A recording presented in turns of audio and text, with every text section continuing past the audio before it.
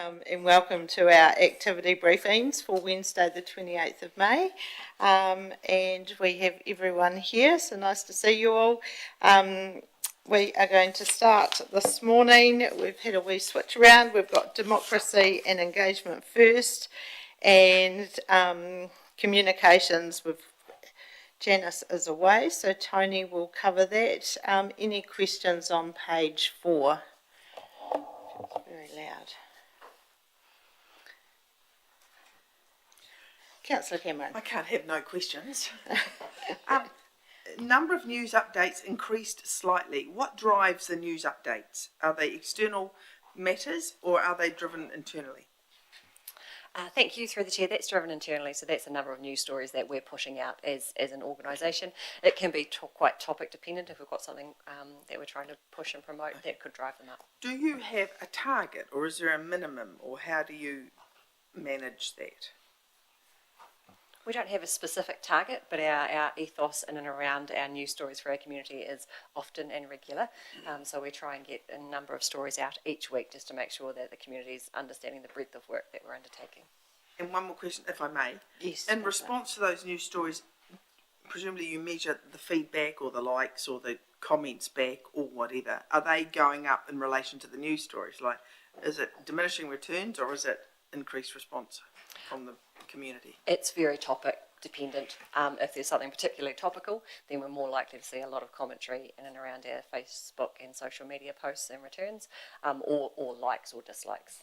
So very subject specific. So one more question, out of curiosity, what has been the most interesting from the community perspective in regards to feedback to council? What topic in the last sort of few months, Tony, please?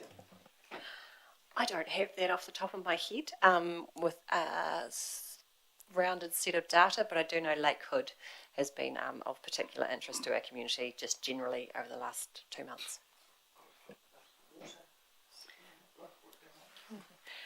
Councillor Hooper. Thank you. I'm not on page 4, does that matter? But I'm still on comms. Yes, go for it. Just tell us which page. All good. Well, I guess it is page 8. Glow in the Park. Are we hiring outside photographer for that event this year?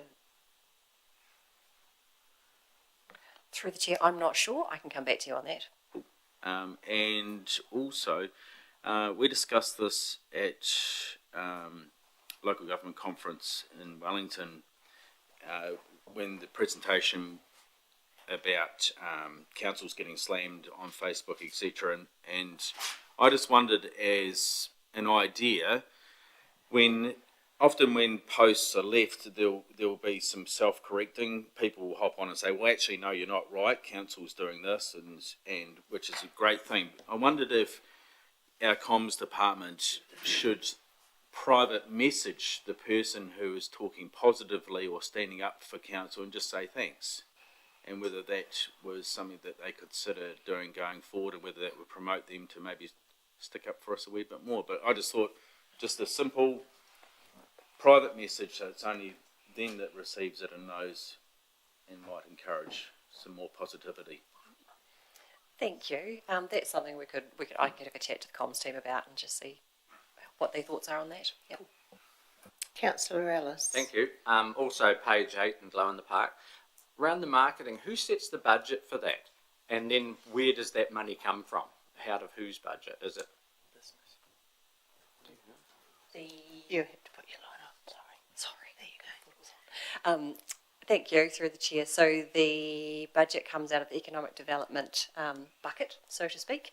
And in terms of the marketing expenses that are incurred, that comes to an agreement between comms and working with the economic development team. But of course, then there's also the additional sponsor ad value that comes into the total event as well. Hamish. Thank you, Madam Chair. I just wonder if you've got more specific questions around Glow, if we don't save those for the part of the meeting that includes events, because while comms has a key role and is supporting that event, they're not the key driver of Glow. So it might be easy to ask Ian and his team when that time comes in the meeting. Thank you. Mayor Brown. Yeah, just thinking about comms around Lakehood, there's been some negative media comments of the last little while about Lakehood, and the city did a good job on the TV1 news the other night in a positive light. Once it all dies down at Lakewood, perhaps we could have some more positive stories about Lakewood to lift the profile again, because media's just been focusing on the negatives, and even some of the footage that was used on the TV thing was old. It wasn't fresh. So some positive, not now, but in the future, could be looked at perhaps. Thank you. Councillor Wilson. It's on page 7, the cycle trail study. Because we've only sort of put out a brief as to what we want, but we're not discussing it to the 17th of June. So how can we be putting out information to the public when we haven't actually, we may come back as council and say we don't do anything at all, we just want to scrap it and walk away. So, it's almost like building expectation, is it? I'm just concerned what. Thank you, through the chair. So what comms is referencing to here is that there is a piece of communication going out to those landowners that may possibly be affected by the proposed cycle trail at this point in time. So they're supporting the economic development team's work in and around making sure that we're clearly communicating that it's a feasibility study at this point in time. Thank you. Any other questions on comms? No, we'll move to page 10 and we have Mark here, strategy and policy, and that runs through to page 20. So lots going on there. Any questions for Mark? Councillor Cameron.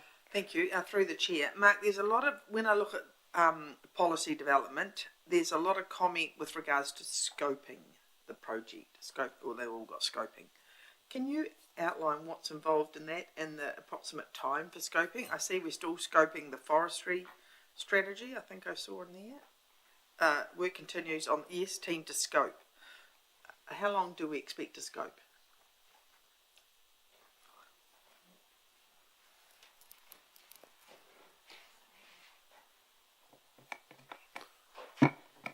Sorry about that.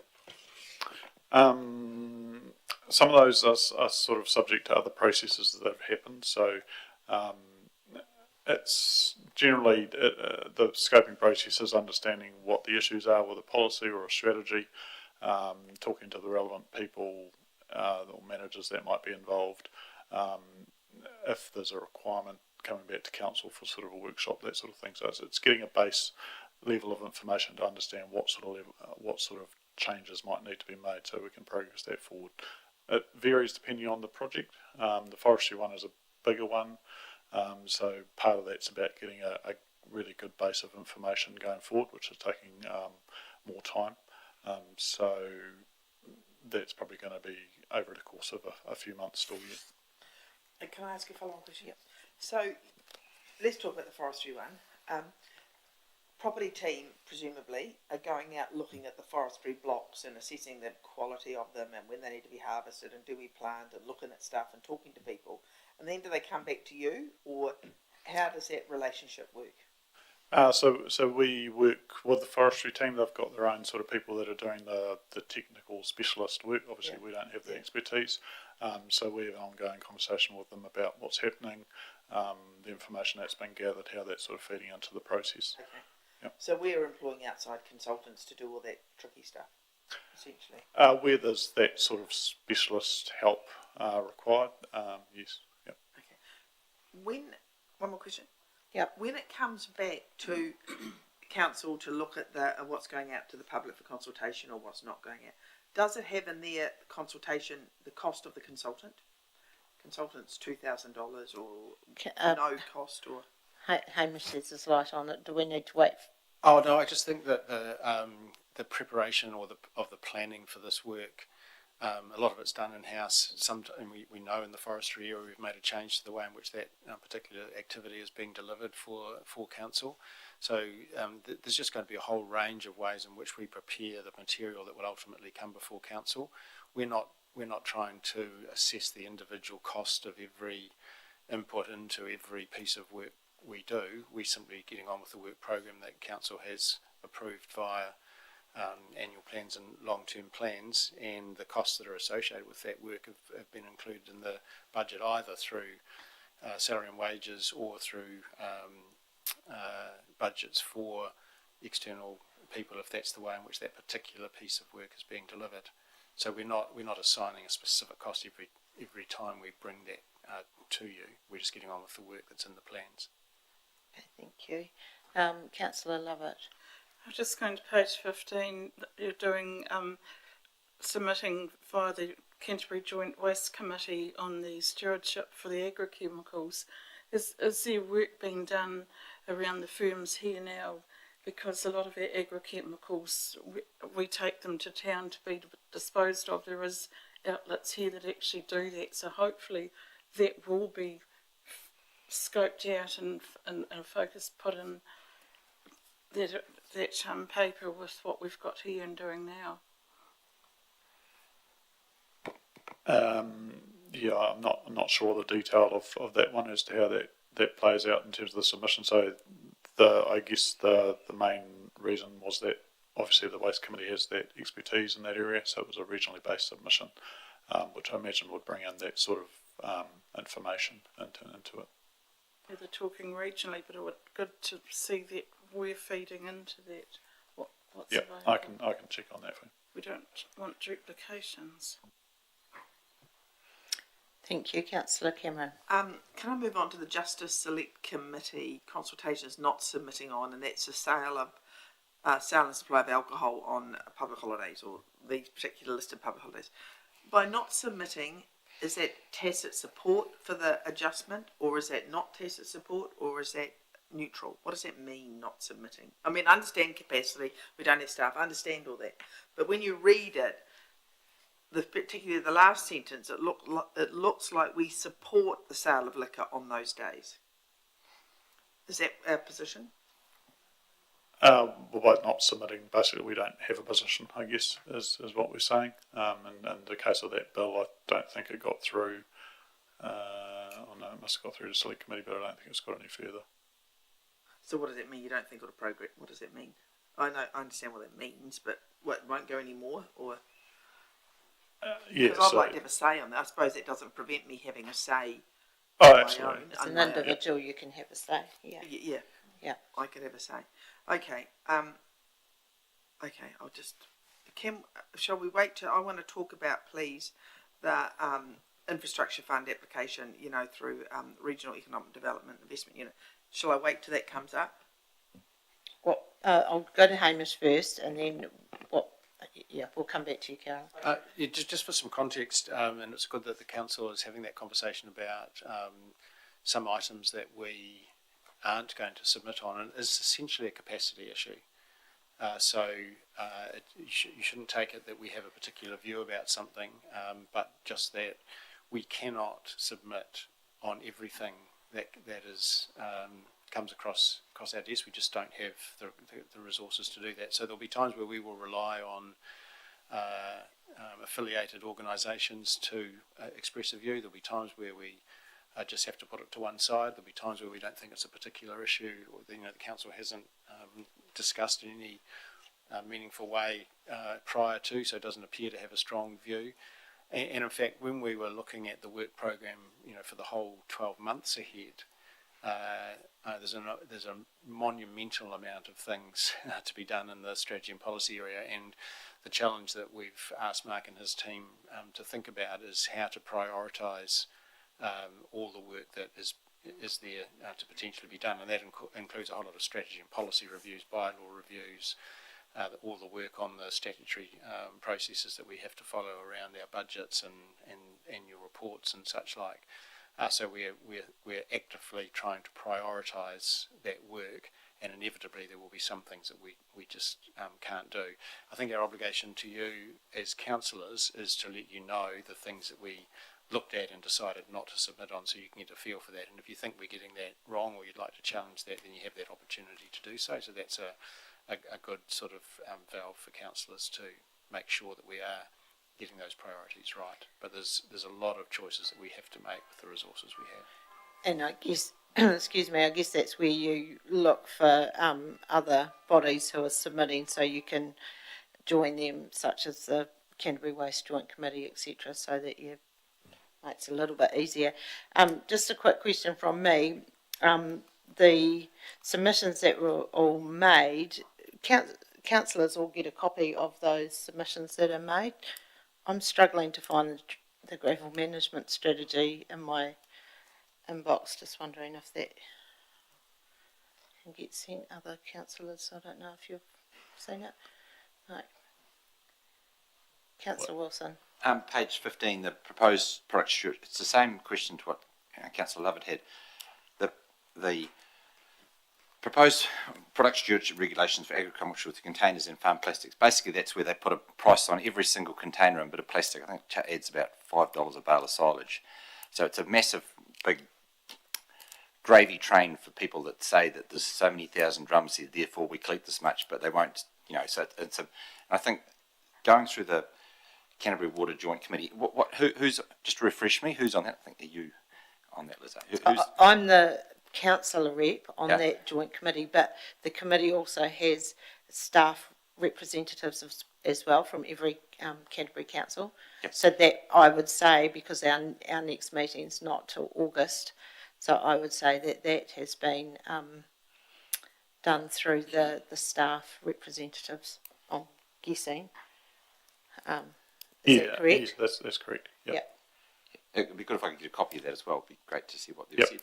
And the second question was around the Canterbury Biodiversity Strategy. ECAN is going full steam ahead to get the Canterbury redo the biodiversity strategy by August and have it voted through before the election. And I think we should be, and I've been going to the meetings on it, but we need to be across it because it has potential to trump our biodiversity strategy, because that's, I forgot it right, the hierarchy, things flow one direction, we're on the wrong side of the direction, which could cause us problems because our biodiversity strategy is embraced by the whole community. And if they decide how the hierarchy is working there is, we have ECAN, we have Runanga, and we have everybody else, and everybody else has been as advisory, so everybody else's view has been taken wonderfully, but I think the process is that they'll take that view, and if anybody else disagrees with that view, it'll be squashed. So we could come out with a document similar to the Canterbury, what's it called? The big one they did, the regional policy statement. I'm feared that that's going to come out that same direction, which could cut across, so we just need to be across it so that we don't get put in a place where our strategy is overruled with SNAs and all sorts of things. Thank you for that. Mayor Brown? Yeah, thanks. There's, the submission made to the Water Services Authority on the wastewater has been lodged on it. It was a technical submission done by staff. Could we be given a copy of that so we could, for our information? And just following on from Councillor Lovett and Wilson's, the product stewardship for agri-chemicals, I'd like to be involved, I think, as some of these councillors would, on that submission. I know it's regional, but we'd like to see the submission before it's lodged, whether we're happy with it or not. I was just looking at the document that MFE, I think, put out, and bale wrap, there'd be a fee levy go on that, which probably coincides with Councillor Wilson's $462 a tonne they're proposing. It's cheaper to put the stuff in the landfill. So let's be practical about these things as well, because at the end of the day, the people who use these containers will be practical, and it won't get recycled at all at that price. And there's cents per litre on drums and so forth. Are they practical numbers? I don't know, because I've only just had a quick look at it. So having there's three of us here interested anyway, to have an oversight of that would be good. So I see it needs to be submitted by the 1st of June, which is this Sunday.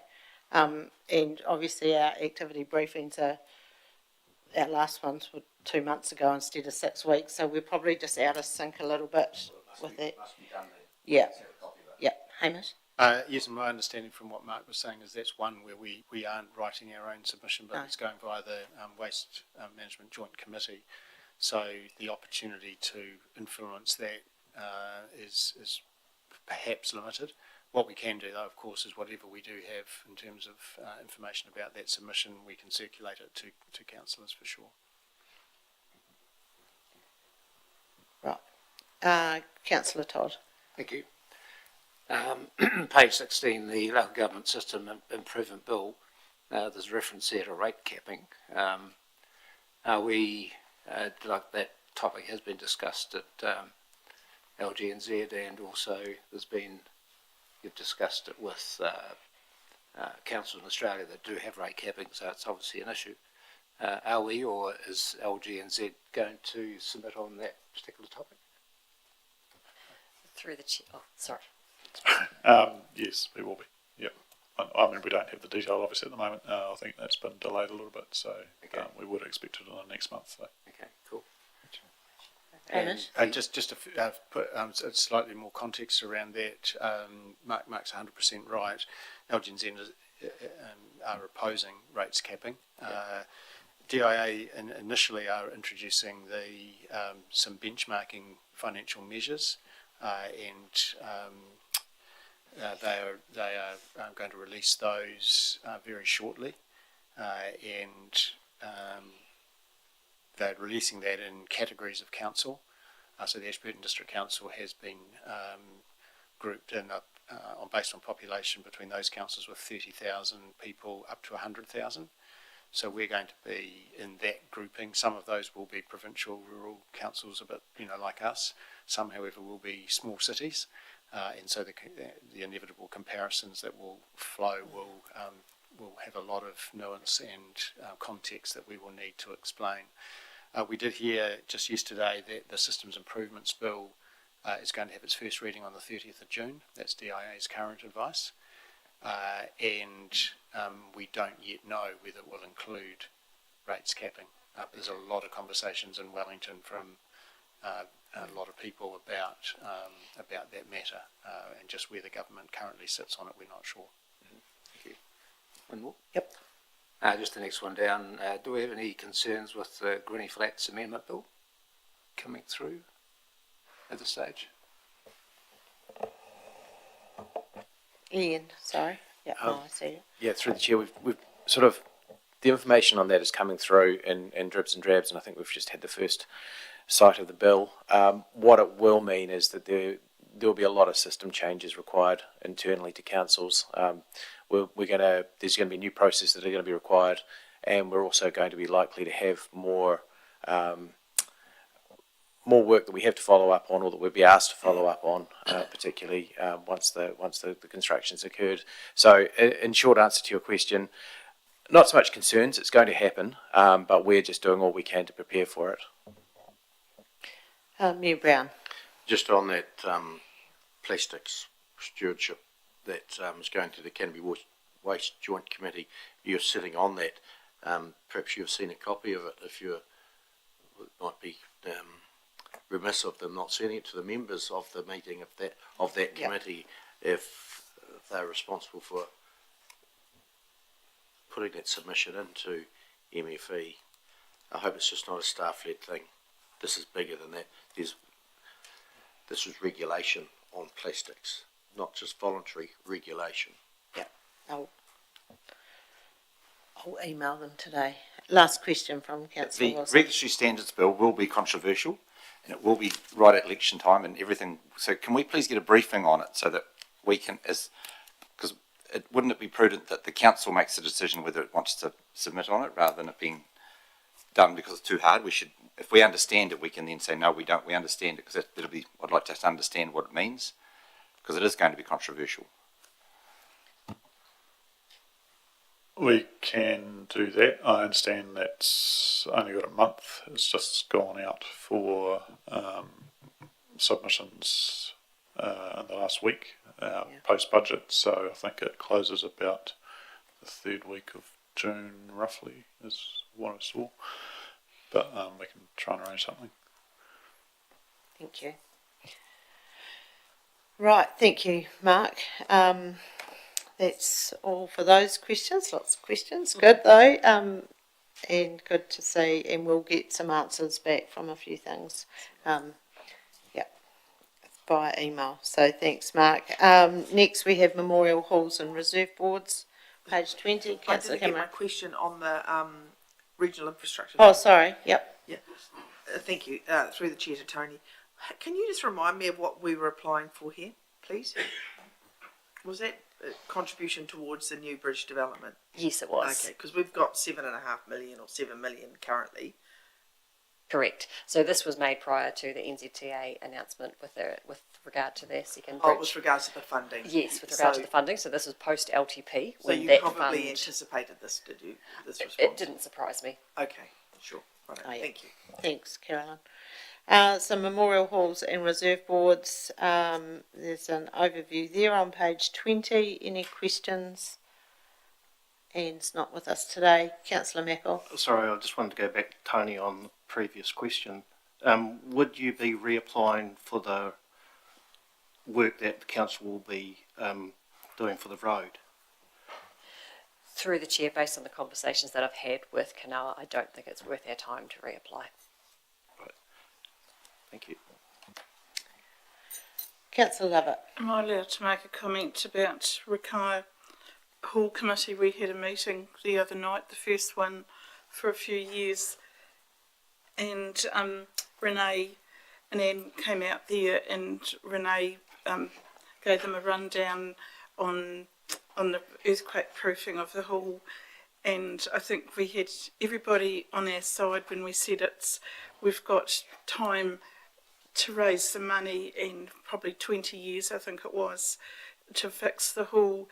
And I was just going to ask, we have to go out to public consultation.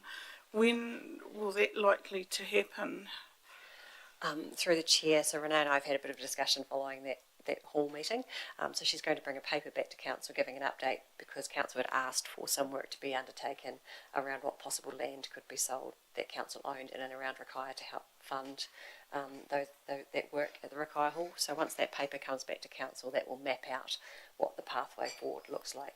I'm not expecting that will be out for consultation in the immediate future, but it is a conversation to have with the community.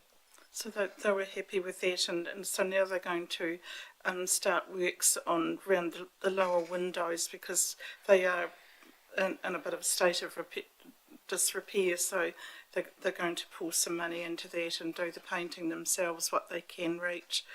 So they've got some money to do that there, and they've got 3 more organisations coming to use the hall, because the church is under negotiations now, and that hall is used most days of the week. So they're very passionate about that hall. And the other thing that came out at the meeting, the cenotaph there outside the hall needs a bit of maintenance done to it. Who do they contact, or who's responsible for that? Do you know? Through the chair, I don't know off the top of my head, but I can go away and find out and be back in touch with yourself and the committee. Let them know, because they want to get on to that. So no, it was a very positive meeting, and the committee's got very old, and we're looking at the future down the line. If we can't get younger ones on, like, it may end up like the Tynwald Hall part of council down the line. It's important hall for the district. Yeah. Thank you. I've just got a quick question. The flooring in the Tynwald Memorial Hall, so that's going to begin in January and hopefully finished in February. Is that the best time because you don't have as many bookings? Is it through the chair? Yes, that's our quieter time over at the Tynwald Hall. That's when a lot of our recurring bookings, they do have a bit of a summer break, so we're using those. Here she is. Hi, Anne. Any more questions on Memorial Hall and reserve boards? Councillor Ellis. Thank you. Just the Tynwald Reserve Board, the fence and signage, that's all within the budget, because we gave them a grant to do that work, I think, to tidy up the front there. And Yes, that's correct. So that's all coming within the budget. They've also installed the footbridges already. That's improving the accessibility between the Plains Heritage Park and the existing, the rest of the Tynwald Reserve. The Plains Museum Trust are moving along really nicely at the moment and are really enjoying having the project work ahead of them. Councillor Brown. And it's under budget as well. Under budget. Under budget. Great. Mayor Brown. So on the Rakaia Reserve Board, note there the tender was advertised for the Michael Street block, but no tenders received. Through the long-term plan, we had submission was going to be followed up on with dealing with that block and another block of land To be swapped, was it? Was that be the investigated. investigated? Yeah, so where we at with that? Because this is probably a timely time to do something, if we want to do something. Through the chair, so that'll be part of Renee's report that she brings back to you. That's linking into the hall as well. Because it's a recreation reserve, it needs a land swap, and to undertake a land swap, she's going to map out actually what the costs are associated with that, so that council's really clear. It's not a quick, easy, go to the lawyers, sign a document type process. There's a detailed process to follow. So if we do want to go and do that land swap, then just council needs to be aware there'll be some costs incurred with that.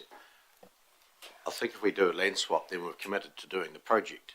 I'm not sure if we're committed to doing the project that we're going to investigate whether it's feasible to do the land swap, not do it, but is it in the best interests of Rakaia to swap that land? Correct. Or leave it as it is? So I wouldn't go too far in looking at costs to land swap, etc. yet until we do the first stage. Do we want to do anything? Yes, Yeah. so that'll be part of the report that comes back to council. It all links back to the hall as a part of that bigger conversation. Initially was around how we could pay for the needs of that hall in Rakaia, and then that opened up the conversation in around different parcels of land or the types of... When are we expecting those reports? It's probably going to be about August, September, I think, based on the conversation I've had. Okay, thanks. Can I just Final add question, to that? yeah. We had discussions about that the other night at Rakaia, along with the earthquake strengthening. So, and Renee said they're working on that, and it's a complicated process because we're trying to work out all the sections around Rakaia that could be sold to put money into the hall. Okay. Thank you. We'll move on. Yes, Councillor Ellis. I just hope expectations at that meeting weren't raised that we haven't discussed at this council table yet. So that would be my concern. If we're talking section sales to put into the hall, we haven't decided that. No. As I understand it, the expectations were very well managed. The hall committee are loath to see any additional costs placed onto the Rakaia ratepayers. So there's been further conversations will be needed around the scope and scale of the project before anything takes off. Thank you. I'm just conscious of time, so we'll go now to welcoming communities, and we'll welcome Mercedes up. And report is there on page 21. Thanks, Anne.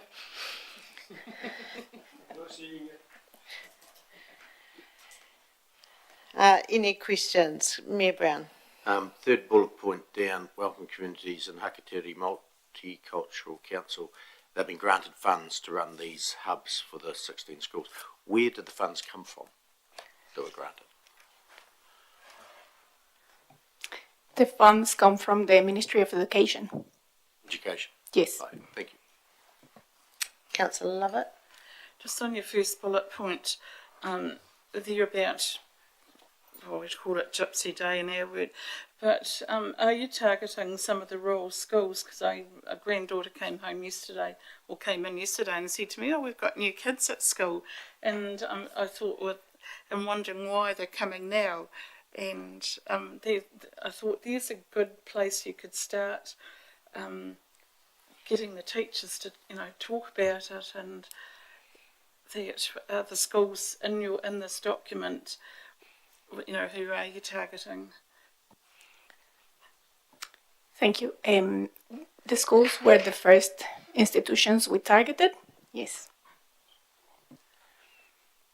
Thank you. Any other questions? I've just got one, and maybe the Mayor can answer this, but most years we've had a morning tea or a lunch for some of the former refugees. Are we looking at doing that this year? I haven't thought about it actually, but we have done.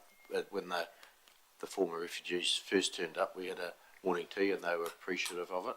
So the group now will be different to the one then, so we could schedule something. Yep.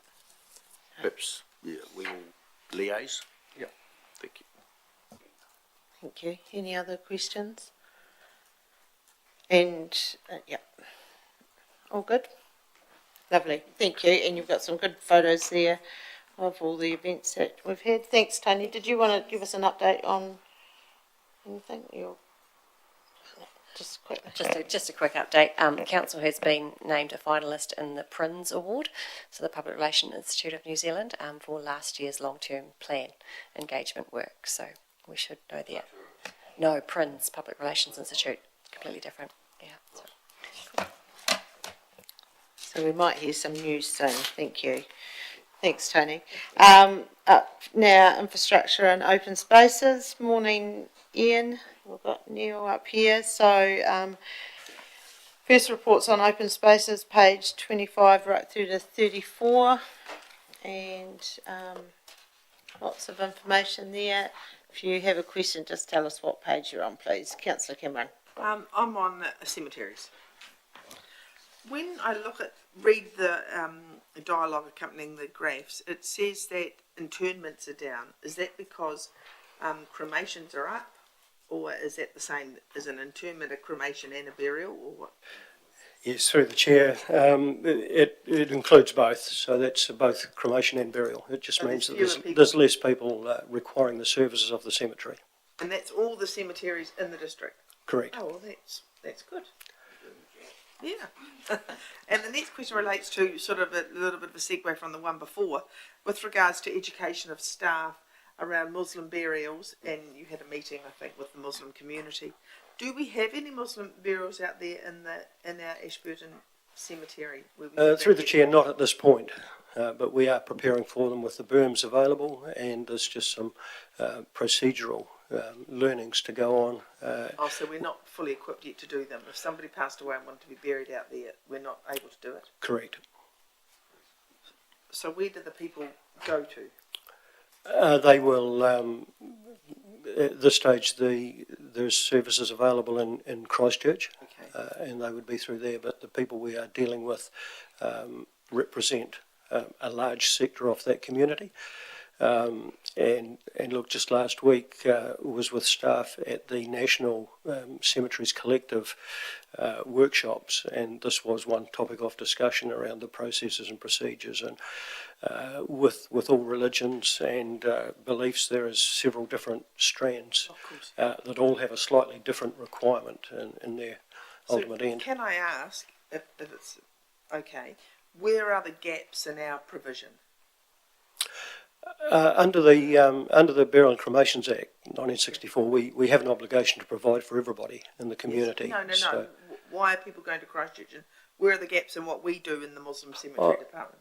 Well, we've got the asset there ready to go. It's just the training on the processes around. It's completely different to the Western style of interment. So, a different hole, single depth, facing in a specific direction, and the body is interred in a shroud in the burial pit and covered with some timbers.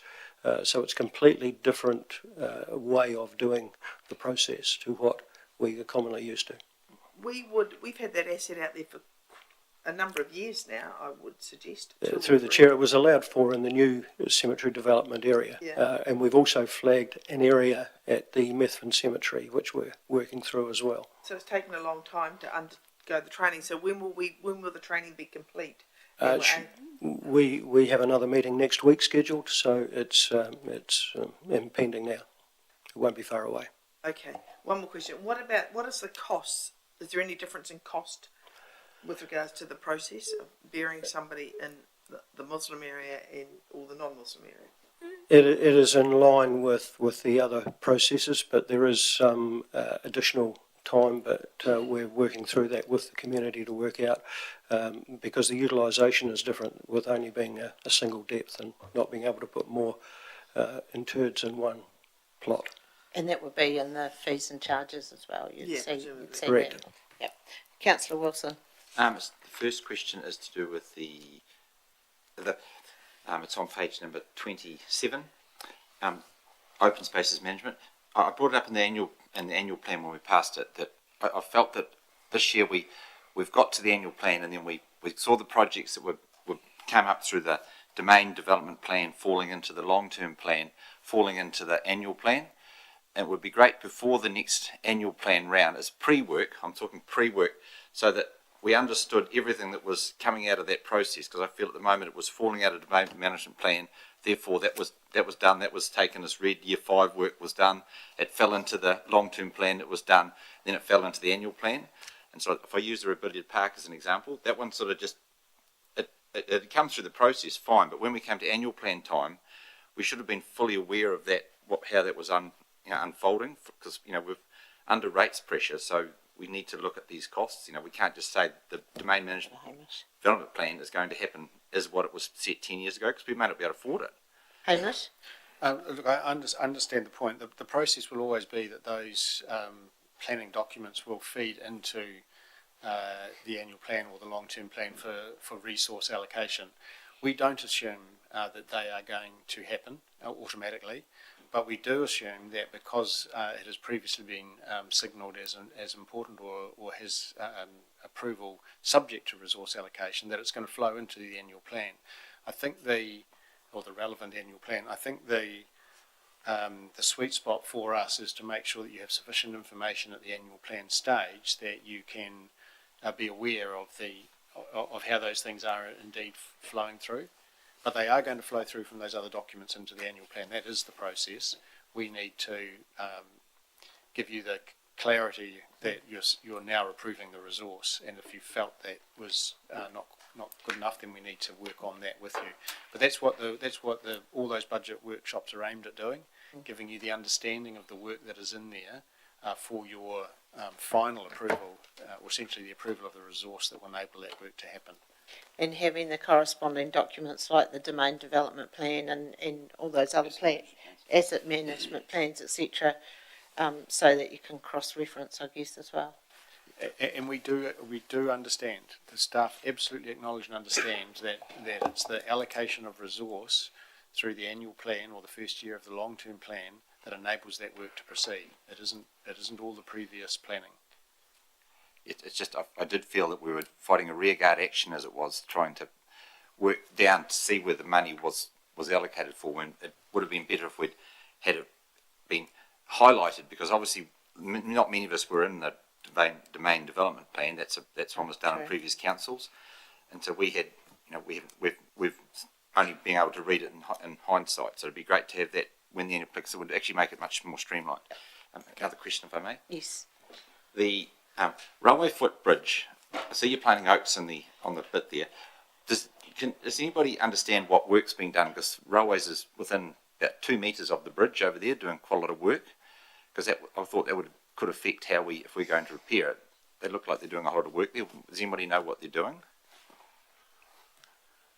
Through the chair, this is just down West Street. West Street, beside on the south side of the railway bridge. Yes, I understand that it's a commercial development.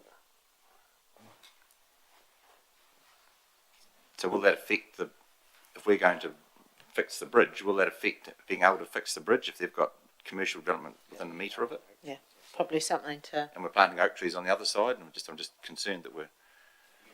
Yeah.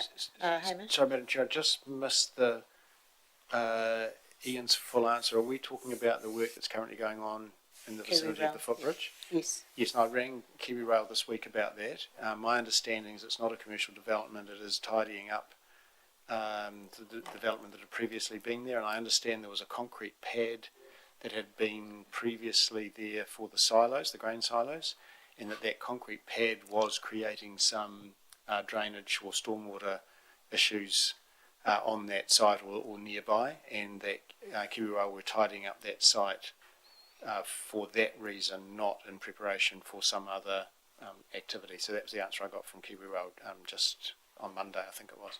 Thank you. Councillor Hooper. Thank you. Sadly, I'm looking at the photo of the tyre marks and the grass down at Lake Hood. In that area, I think, working out as the southern end of the lake, just around from the rowing course. That's correct. Is there any chance that could be bollard and chained off? What's your policy or thoughts on that? Through the chair, that's not a desirable solution because it does preclude those that use those areas all the time. So It's just really highlighting one of the aspects in the community that does raise its head from time to time. I don't think secluding that area with bollards and chain is ideal, because right through the summer months, people parking under the trees there, they picnic there, they play there. So keeping it accessible would be my preference. I just see that there is parking spaces right across the road from us, so if it was ongoing, then, understand your pain. Through the chair, I am aware that that incident took place around about just 4:45. It wasn't in the evening. So, if we were to lock and close off access, we would typically do it after 5 or 6. But this happened in the afternoon. Yeah. Mayor Brown? Just following on from Councillor Wilson's comments earlier about projects dropping down from plans into long-term plans and then into annual plans, and which is good to get some clarity on those projects as they come through. Also, there's some dollars that go with those projects, and it would also be good when those projects become into a long-term plan or annual plan as to how they're being funded. Are they from depreciation or grants or loan funding, those sorts of things? We need to know where those dollars are coming from when those projects are coming forward as well. Thank you. Councillor Cameron? Right, Councillor Lovett? Councillor Lovett? Right, the White Skills Park, is there information on that publicly available, or printed stuff for us to take out to a meeting and kind of get it socialised? I can answer Or that. Who holds it? So we have a working group that Councillor Todd and I are on, and we've got a proposal document for sponsorship that we're just finalising at the moment. So once that is done, we will be able to hand that out. We're just waiting to hear back from some potential sponsors. I've just been asked about it, and I'm attending a meeting in about 2 weeks' time, and they were just asking about it, and I thought... Is that through County Lines? No. Something else. Have a chat to me later. Yep. Councillor Mackel.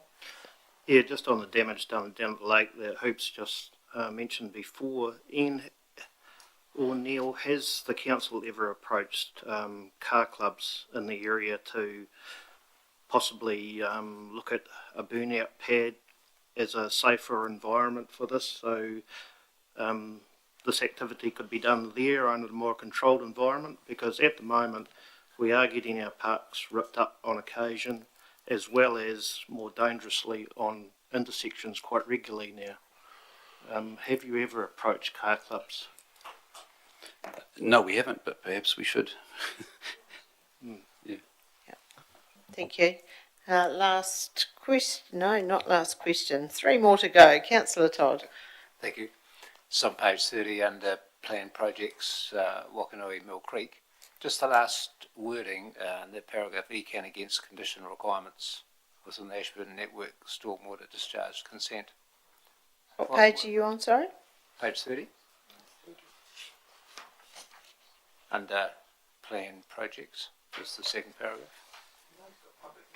Yeah, mine has too. 33, apparently. Okay, there we go. I'm on 30. Oh, it is. Oh, sorry, I look at the wrong number. 33. Gotcha. The last wording, ECAN against condition requirements within the Ashburton Network, Nation Network-wide stormwater discharge consent. Why were they against it? Does anyone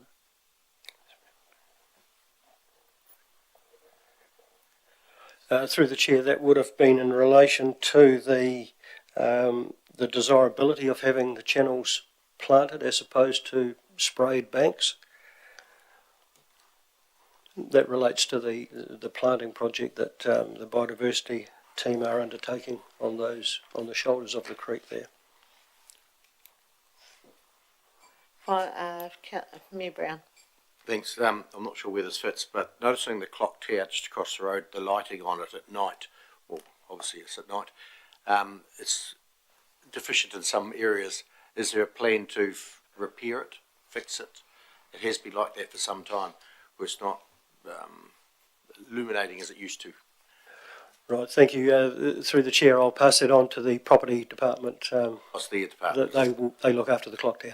Yes. Okay. Are the lighting on it even? Yes, Right. lighting as well. Right. Must have changed when it was first put in. It was open spaces, did yeah. it? So, yeah, they'll raise it there.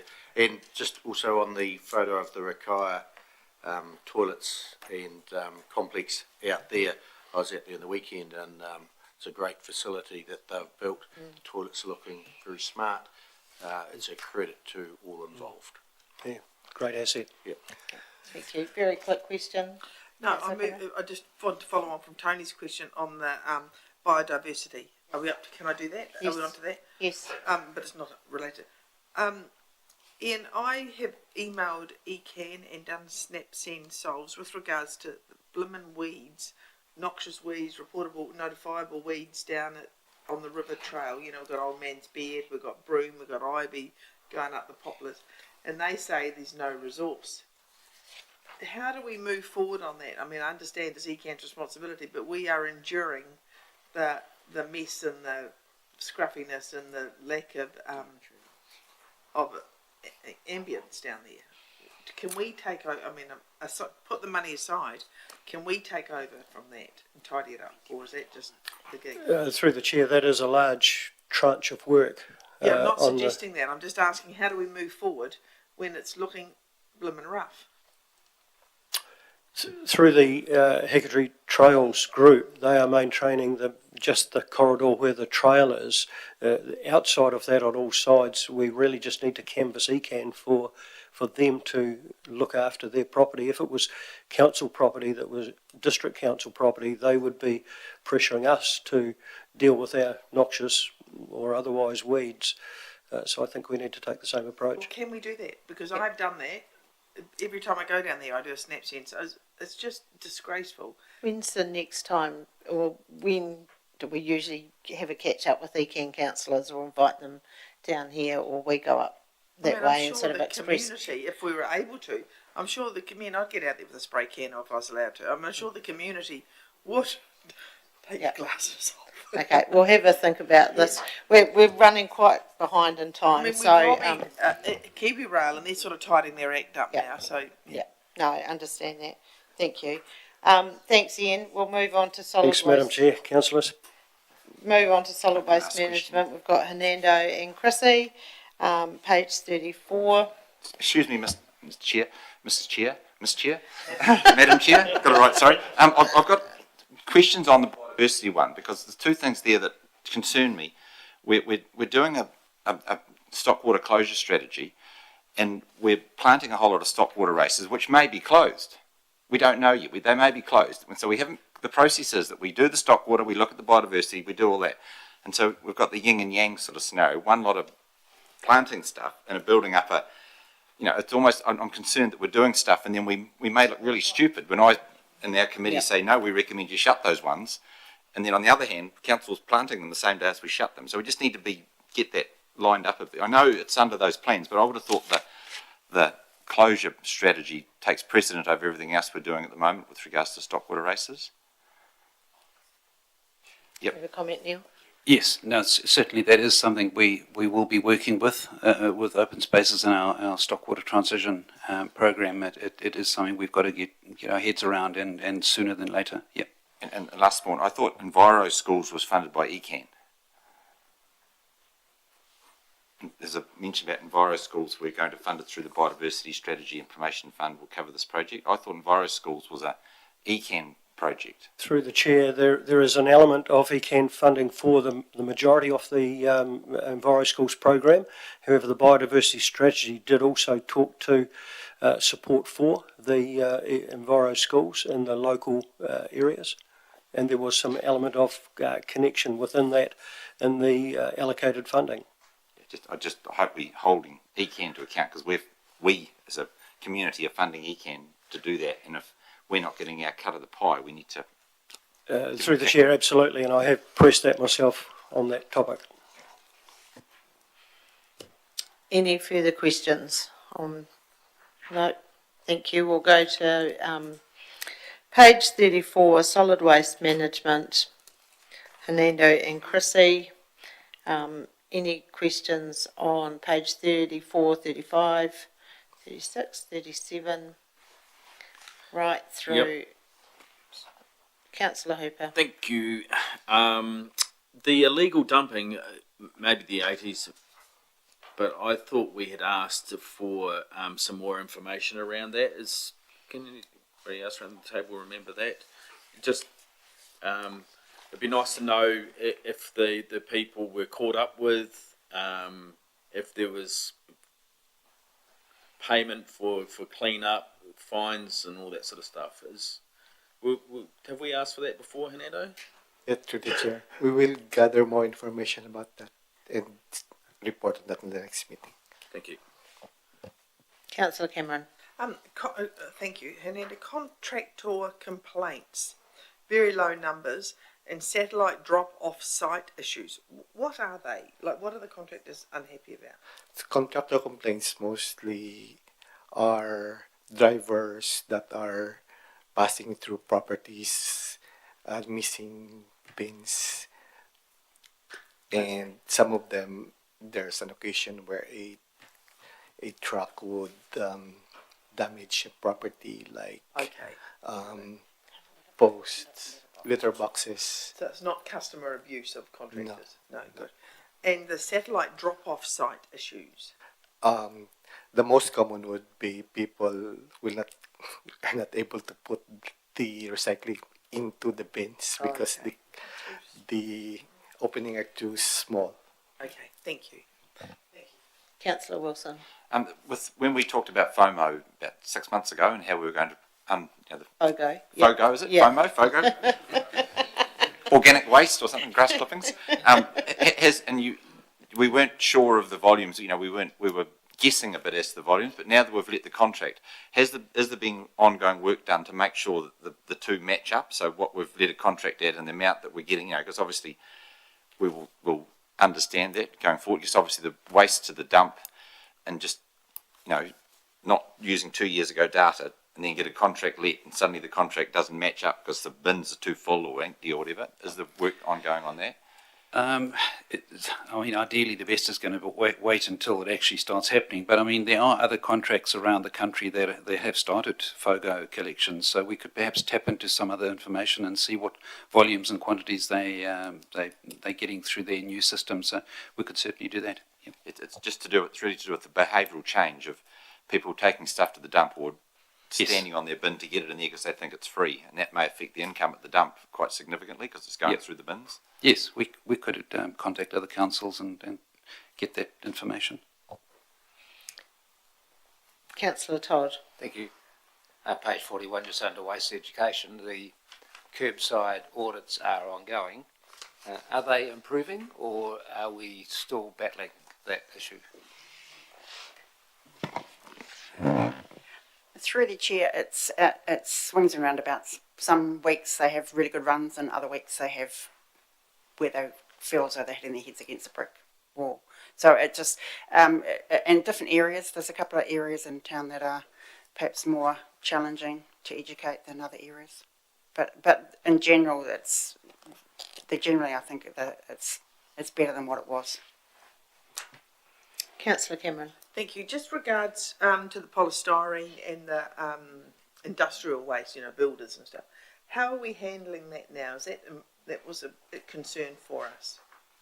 Through the chair, we allow residential polystyrene disposal at the AR Ashburton Resource Recovery, and for commercial ones, we have included a rate for disposal of polystyrene in our fees and charges. So when industrial or companies go to the resource recovery, we use that rate to charge them. And companies are bringing in their polystyrene and their wastage to you. Are you confident it's not lying around the streets and things? Oh, we haven't had any complaints so far. No, I haven't either.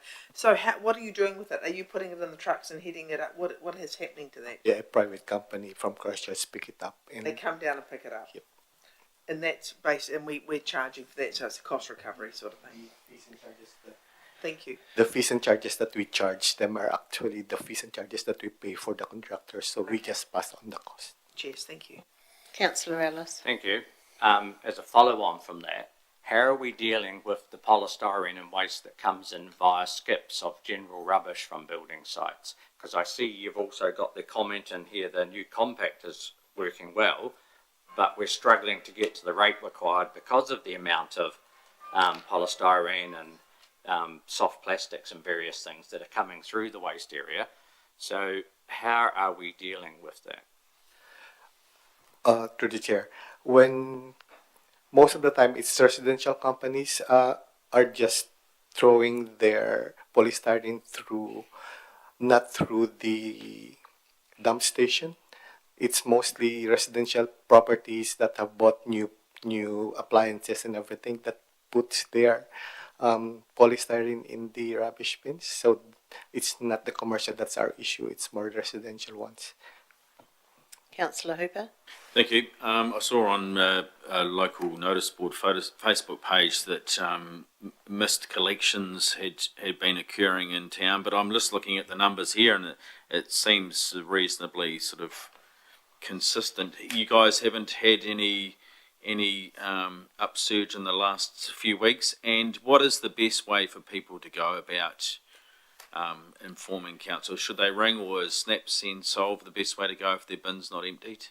Most of the occasions we have missed bins is people are reporting too early, because sometimes the trucks arrives late and people are already used to their rubbish being collected at a certain time, and then if the trucks was late, then they call council that it's their bins have been missed. But actually, an hour later or two, the trucks comes, but the CRM already comes through. So it's recorded as a missed bin, but actually it's not a missed bin. That's the most occasional CRM. So it's the best way for them to, as Snap Send and Solve, is that if it's an ongoing The thing, best way probably is for residents to wait until 7 o'clock in the evening and then report it if it's actually been missed, because the contractor is allowed up to 7 p.m. Quite a few people have said to me that they used to get their bins done at a certain time early in the morning, and now it's not until later in the afternoon. Or have routes changed that the trucks are taking, or are we having more breakdowns of trucks, or is there any reason for that? We'll talk to the contractor about that, but the number of missed bins have been consistent so far. So, yeah, through the chair. We do try and educate people to realise that it's not always a set time, although it can be routine. There can be delays for various reasons. So that's correct. If it isn't collected by 7, if they can let us know, we'll record it and we'll follow it up with the contractor. Yep. Thank you. Thanks, Fernando. We'll move now to stock water operations with Chrissy, page 43. Any questions on that? Councillor Wilson? It's not the operations. It's probably just on the exit strategy transition plan. Which is next, yeah. So that's okay. Yeah. Okay, yeah. You met with a cultural assessment was undertaken on 16th May with the Arawhenua and members of the Mataito Committee. Can you just explain what the Mataito Committee is, and will we get from that meeting, will we get a clear view of culturally significant parts of the waterway system? So, through the chair, the Mataito Committee is a subsection of Arawhenua, so they actually do all the ecological assessments and that sort of stuff. So they came, we're waiting for the cultural assessment, so that's all part of, they came out, we went and looked at a whole lot of different sites along that particular network, and they did the assessments on whether they think it's good habitat, and they've sort of determined where they think if we were to stop water flowing in the race, where they would actually want to go and have a look, for just to make sure there's nothing there. So the Mataito Committee it's a group of people who's run by Sally's part of it, who I think we all know who Sally is, and it's very informative actually. It's a great time to be out with them because you learn heaps of stuff. So do you think from that we'll get a clear steer? Because obviously we have a clear steer from the users, the people that take the stock water, but we need a clear steer for which is culturally significant, so that we we know where they are, or do you think we'll end up with Yes, correct. That report's still to come, and Trina Davison came with us as well, so she was also on the trip. Thank you, Councillor Lovett. The question I want to ask is, when you're shutting down these water races, is there clear instructions from the property owners? Are they allowed to fill them in, or do they have to leave them? Because after the big rain event, we're seeing more water flowing down across land, and I know our neighbours had water up to their decks, and we don't know whether is it because of water races. We know some have been filled in and the water's coming down, and in the future, how are we going to look at that? It's just going to get worse. Are they allowed to fill them in, or are they? Yes. So what we do is we notify people that it's best to leave watercourses as a bit of a swale to let the natural water flow where it would normally go. That's the best we can do, and just educate that. In terms of forcing them to or not, I don't think we have the rights to enforce that. So we can just let them know that it's advisable to leave some form of a swale for watercourses. So all of us down at the end of the line in future are going to get flooded. Well, strictly speaking, if it's not concentrated through channels and it's more short, sort of sheet flow, there should be less of a flood. It should spread more. But look, we're happy to look at wherever this happens to see if there's anything that needs doing. Mayor Brown. You need to define whether a stock water race or a drain in the stock water races. So, my question is on closure since last meeting. Chrissy, how many have you shut since the report of last time? So we've closed one, and we're just waiting for them they're actually out doing the physical work this week. Do you know how many kilometres that one was? That was the 9 one, so that was 8.5 kilometres. Thank you. And I've just had another couple of fresh ones have come in, another 2 or 3 Ks of people that are still looking as well to do it. Thank you. Councillor Mackel. Thank you. Chrissy, from the Rangitoto to the Rakaia, not just recently, historically, how much of the water race system has been closed down on average, percentage, or a third, a quarter? So, through the chair, in my 20 years I've been here, when I first started, there was we had 4,000 kilometres of race, and now we're at 1,500. So a considerable amount. Yeah. Yep. Of the water that's been shut down, is that water, do we still hold consent to take that? Yes, we're still taking out of, I think there's maybe 2 that we don't take water out of, but we're still taking some water out of all of our off-takes at this stage. Yeah, so what I was trying to get a hold on is the amount of water that has been shut down. Do we still, have that been surrendered, or do we still? No, we still hold all our consented water that we can take. What sort of capacity would that be in volume, roughly? I couldn't tell you just off the top of my head, Rob, sorry. But it would be a considerable amount? We just have to have a look at all our consents. Anyone can look at the consents and add up their totals if they wish to. Thank you. Councillor Wilson. I was probably just trying to give some comfort to Councillor Lovett about the part of our strategy is close the water race, do the ecology and the environmental, and then Neil's team look at the stormwater. So if there's a stormwater issue, especially in towns, Neil's team that's his department. So we pass that on to him. So, and I'm guessing with rural stormwater, you would look at the same thing from the roading point of view. If there's a major roading issue, well, you would be looking at the same plan. Yes, so going forward, that's going to be a big chunk of work, and a big challenge for us is to manage drainage, stormwater, overland flow, and would certainly need us to connect with ECAN as well. It's a big issue, particularly in the areas just above some of our towns, where a lot of rural drainage comes into our towns. So it's a big issue. It's an area that we've identified that needs quite a bit of focus going forward, and it will become our biggest problem going forward, is managing flooding and overland flow paths and drainage.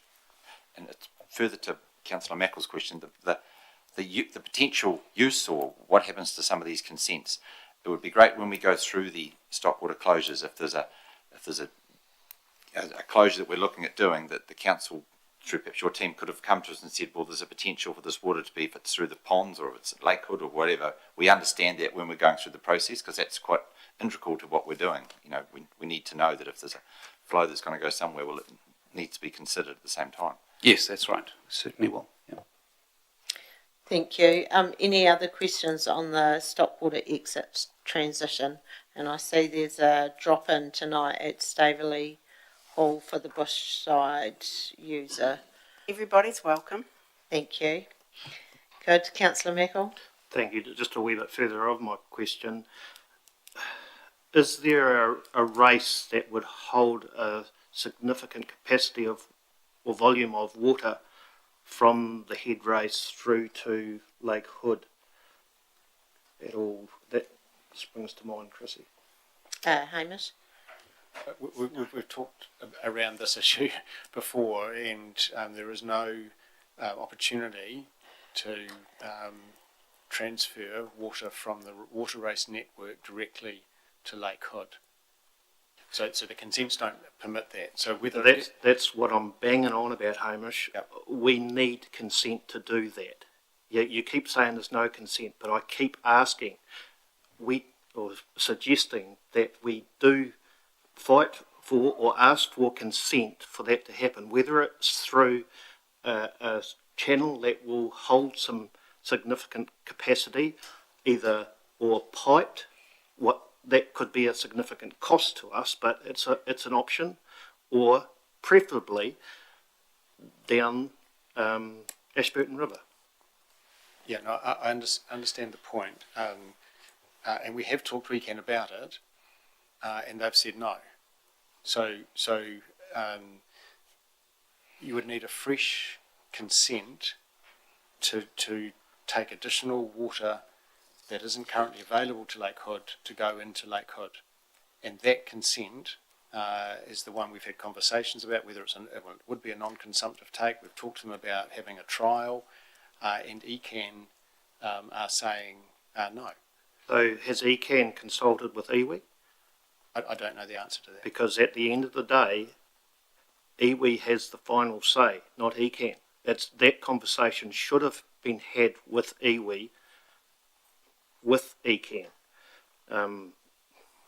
Mind boggles why that hasn't happened. Sorry, Madam Chair, ECAN have the final say. These consents are issued by ECAN. Yes, they are, but it's my understanding that iwi has the final say with water. Can we get an update on I know we're going to talk Lake Hood shortly. Get some, I guess, I don't know. I don't think you're going to get an answer. No. Okay. Any more questions on the transition? No. Good. Thank you. Thanks, Chrissy. Is everyone happy to keep going until we finish this? Well, morning to you. You stop now. Well, we've got Mark here, so I think we should finish roads first. Roads and footpaths, and then we'll have morning tea. Sophia. 45. Well, Any questions on Mark's reports on roads and footpaths, page 45, right through to 49?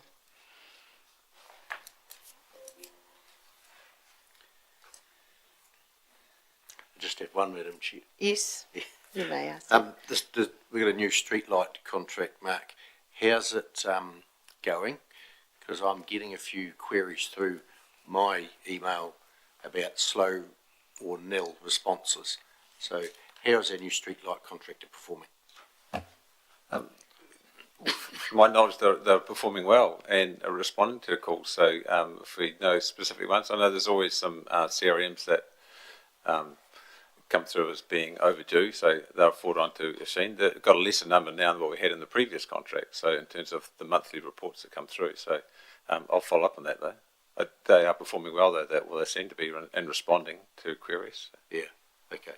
That they're permitted to do. Some work that gets requested that they need some more approval to actually follow up on, or needs more work. So sometimes they take a bit longer, but anything that's a faulty or a repair or something broken that they have to do sort of as part of normal business, they've been doing those. So yeah.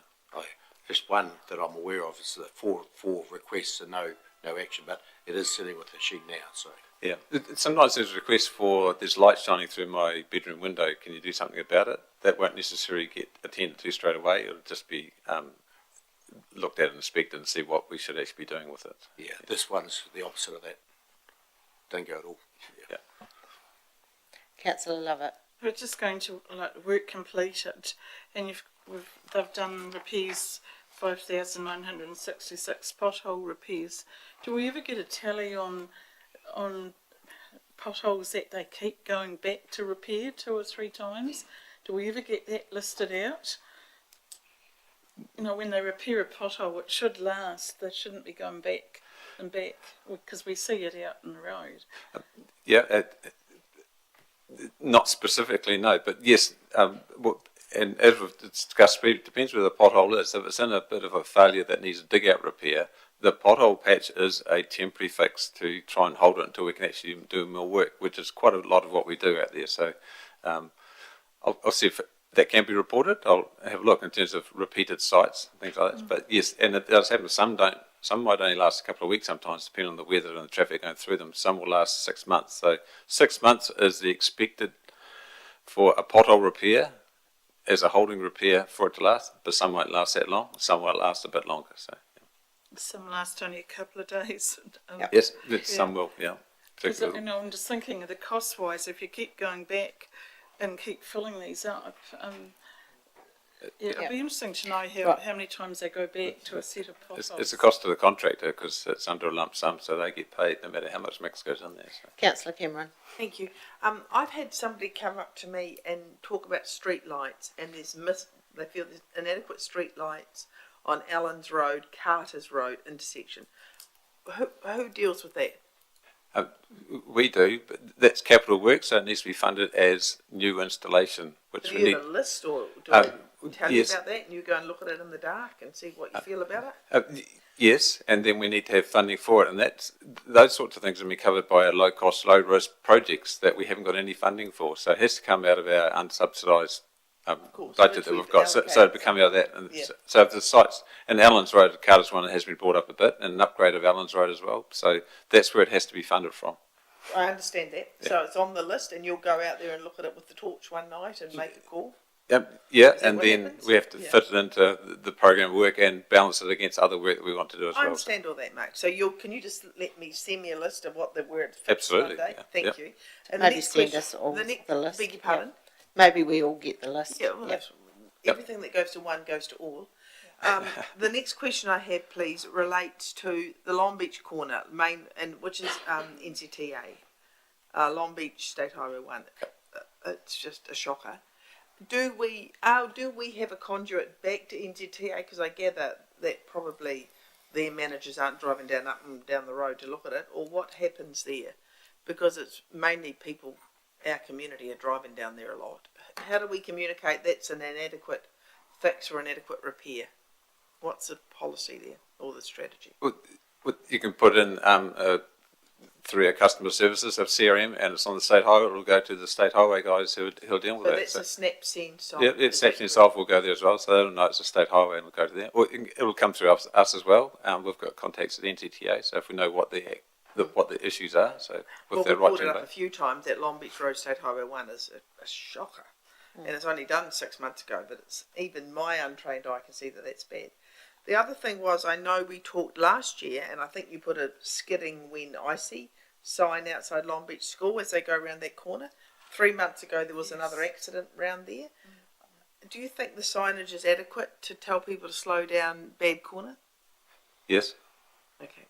But like any sign, it still requires drivers to actually notice the sign and then take the necessary care, and some don't. I just wonder, there has been repeated accidents around there. Yep. I wonder if we need additional signage, perhaps further back. Beware sharp corner, or a high accident site or something, rather than a wiggly sign.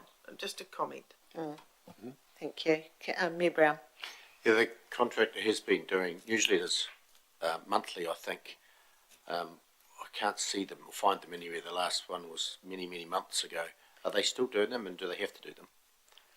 For Yes. roading? Yeah.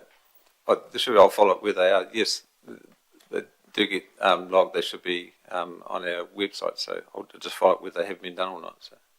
Okay, because monthly ones from HIP, yeah. Yeah, they're not there. Well, there might be a better way of distributing rather than putting them on the website. Well, they're not on the website, what I could find. But I'll follow up with the guys. Thank you, Councillor Wilson. I'd like a thank you to Mark and his team for the shingles being put on the roads. I see we've just about hit target. And also I think the resealing, people in town may not realise that once you reseal a road, it makes it incredibly safe because it takes away the shininess and the slipperiness, and we're noticing that on a piece of road that was sealed out our way. It's 100% safer, so that it's safety more than just putting tar seal on the road. And the other question I had, it's around the State Highway Thompson Track corner upgrade on the way to Methven, where they've upgraded that corner. Councillor McMillan sent me the plans from NZTA. Could you cast your eye across those, Mark? So I'm getting concerned residents asking that they don't believe it's wide and it's good enough for truck and trailers to get around. They feel that coming around they have to go on the wrong side of the road to get around the island and stuff. But I'm expecting there's a standard formula you put in to make sure that's correct. And I'd just like to make sure, if you could cast your eye over it, your team, because the plans are there, and you could tell us, yes, it is compliant with what you'd expect. Well, our team did see that, and we didn't think enough work was being done to allow for heavy vehicles to turn around the intersection. So talked into the designers, the State Highway guys, and they said, well, that's what they're doing now with the fund they got. And if there's other issues, they have to do extra work, they're going to follow up with that later, which we didn't necessarily agree with, but that's their approach to it. And driving past there last week, it needs some work now, really. So, yeah. As soon as you put an island in an intersection, heavy vehicles struggle to get around them, so you have to allow for that, set them back, and do extra widening. But it's not doing the extra widening yet. It's going to be the next stage of it, apparently. So.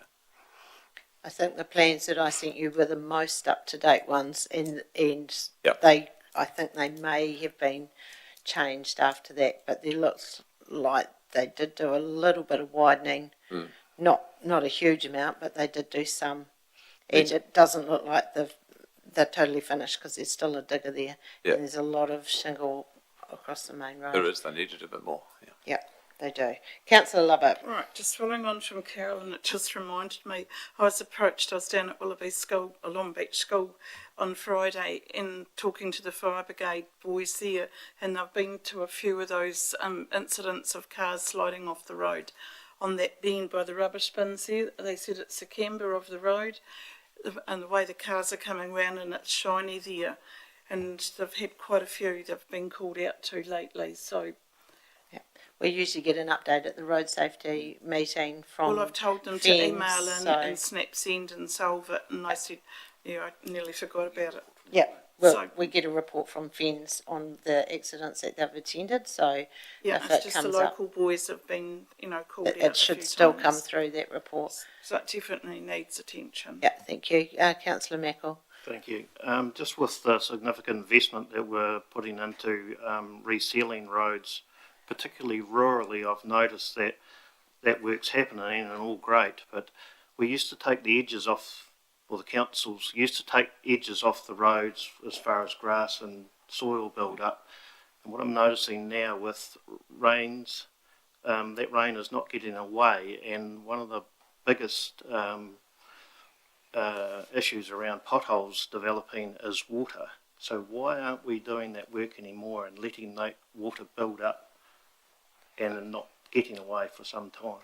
We do a program of shoulder removal. It's the funding available to actually do as much as we want to do is the main reason. Drainage and getting water out of the pavements is a key thing. We're very fortunate in the Canterbury Plains where we are. That isn't as big an issue as some other places, but we do need shoulder drainage is a big thing. It's just the amount of money we've got available to actually do that work. So we are still doing shoulder removals, high-lit shoulder removals, just not as much as we're able to as we want to with the funding we've got. So. Yeah, so there's a safety aspect there as well, I believe, with aquaplaning with cars. Yeah. I have noticed of recent resealing that's been done, there is a significant amount of water piling up, and I can't see a lot of common sense in resealing a road if you are not taking away the very problem that's causing these potholes, etc., which is water. Thank you, Councillor Ellis. Thank you. The second urban bridge, is all the stuff that's happening with that, I suppose, going to come through the activity briefings, or is there going to be some other way of keeping us informed? Because I believe the provisional plans are supposed to be out shortly too, and drawings or whatever they are. But is this the way we're going to find out where we're at with the second bridge? My intention was to have it, there's an item here that repeats it, just like I should have for this one as well, the Will Street rail footbridge as well, having that as a regular item and update. So it'll come from Lonnie, will provide the information for it. So yeah, this here, also probably the occasional report to council as well as presentations to council as well. So combination of all, I think. Yeah. Okay.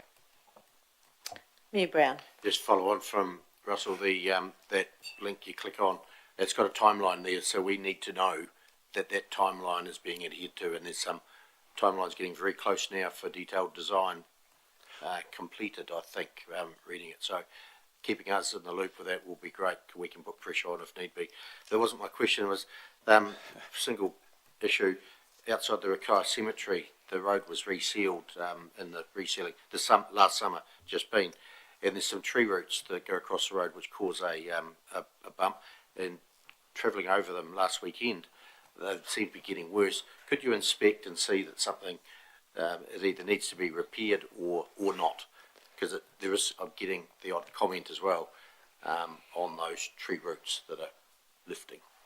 Yeah, the tree roots, if they stay there, they will just keep getting bigger. That was looked at prior to the resale, and there was a judgment call made of what should we spend the money on actually removing those, or leave them as they are and just deal with them in the future. So I'll follow up that again. So it depends how severe they are sometimes. It's not a high speed area, but I drove over them a couple of weeks ago and you do notice them.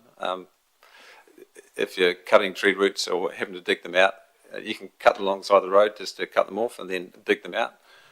So it stopped happening. They tend to keep coming back again if the trees stay there. Yeah.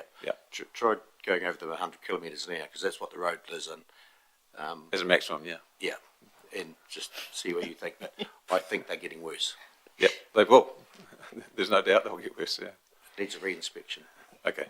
Thank you. And I've just found the latest newsletter, which was April 2025, which was the Road Network Maintenance and Operations newsletter. So that is on our website, but you have to do a bit of for it. So there you go. We will break now for morning tea. Thanks so much, Mark. We'll come back with Neil's updates on tenders and Lakehood. So we'll break now for 10 minutes. Thank you.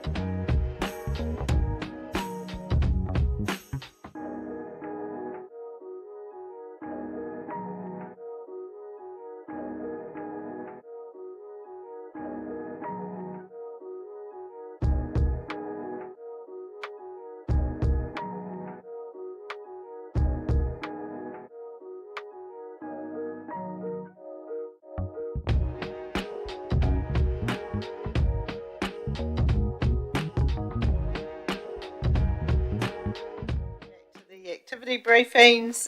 We are now on contracts tenders, page 49. Any questions? I see Councillor Ellis, you have your light on. Thank you. Yes, the demolition and site clearance at 258 Cameron Street. Does that same contract include shingling that particular area once it's cleared, or is there another separate contract for that? I don't know that. I'll have to. Property matter, I suspect. I don't know if Helen has that answer, but if not, we can get that for you later in this meeting. Thank you. That was the demolition and site clearance 258 Cameron Street. So that will go to property. Any other questions on contracts, tenders, or any updates? If I can just add, yeah, this is actually a very good story, this table of all our tenders. It's probably the first time we've had so many tenders out at this stage of the year in preparation for next financial year. So the plan is to have all these awarded very soon, if not at the end of this financial year, at the beginning of next financial year. So we can get all the work underway in our construction period. And just as a pointed note, the reseals contract did close earlier this week, and we received 4 tenders, which is really good, considering 2 years ago we only had 2 tenders. So even with all the tenders that are out at the moment with state highways and a lot of other roading contracts, we ended up with 4 tenderers, which is an indication of how competitive and hungry the contractors are out there at the moment.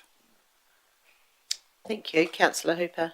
Thank you. The landfill slope remediation, Neil, I see we've got phases 2 to 6 out for tender. How many phases in total? And is that still, I think were we ahead of schedule as far as, was it a 10-year project and it's now That's correct, shorter? yes. We did bring forward, it was a 10-year, and we did bring forward the money so we could finish it sooner and get that completed. And 2 to 6 is the last stages of that. So when do you see that finishing up? I'll have to get the update on the time frame for that, but thank you. I don't have that. Any other questions, Councillor Cameron? I think, was it this Monday, the maintenance contract went out for the roads? Is that right? That's correct, the road maintenance contract. We've got closing date, and that's got notice of information. What does that mean, the 26th of May? So that was Monday as well, wasn't it? Did they ring up and say, any questions, or what does that mean? It was just a notice going out. I think that's just that's the date it went out. The notice went out for all tenderers. It actually will close the end of July. So the tenders close end of July, and then when are they awarded?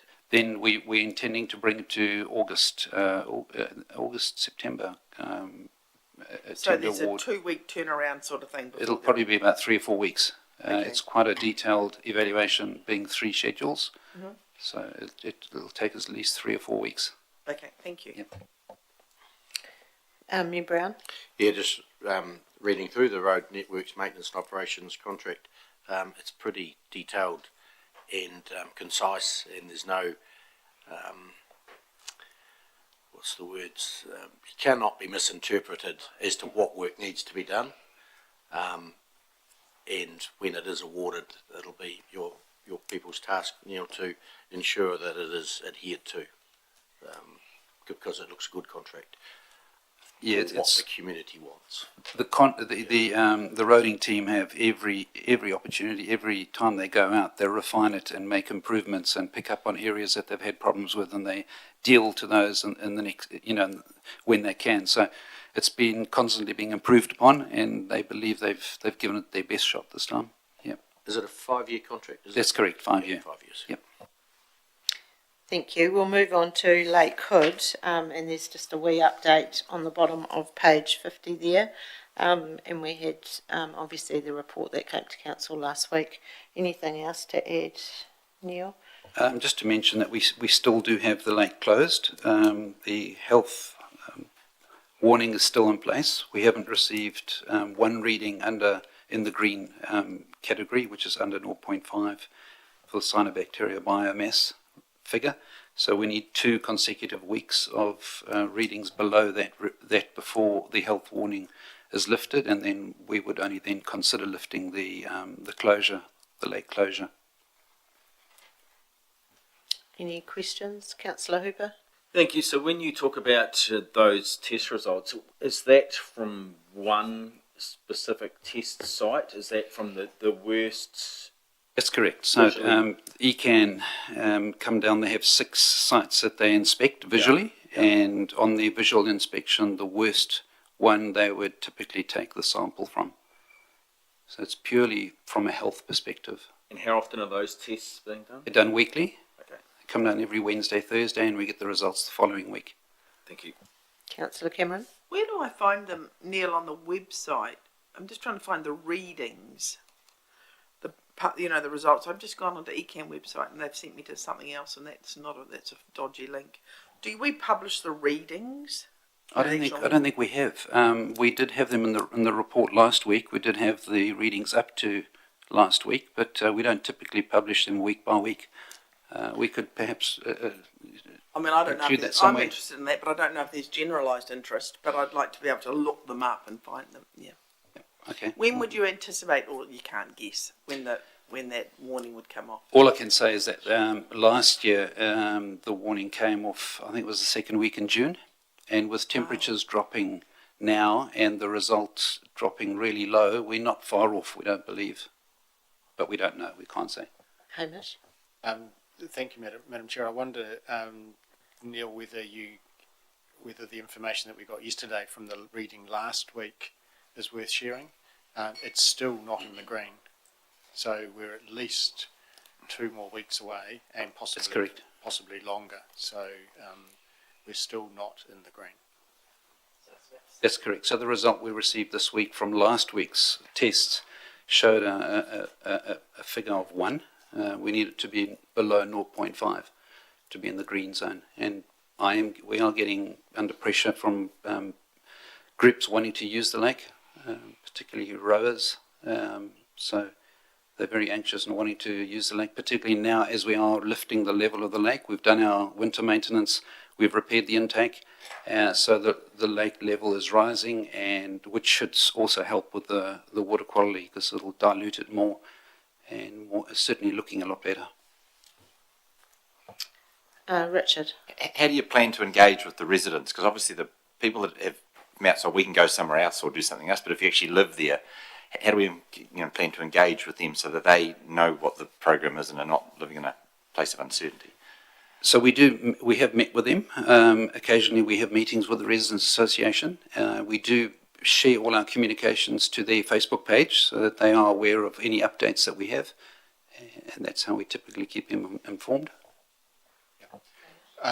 And we are aware that there are some residents who would like more communication, and so we are examining whether or not there's more we can do. We share what we have, and sometimes, of course, there's a period of time where there doesn't feel like there's much more to say.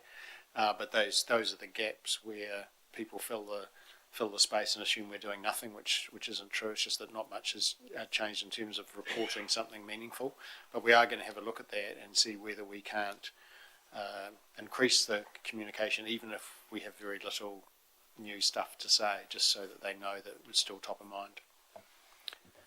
We also got a lot of positive feedback from last week's information that was released publicly, and I've had a few people who live down there who are volunteering to help us with our trials, with doing samples and testing, and in any way possible. So it's been really good to see.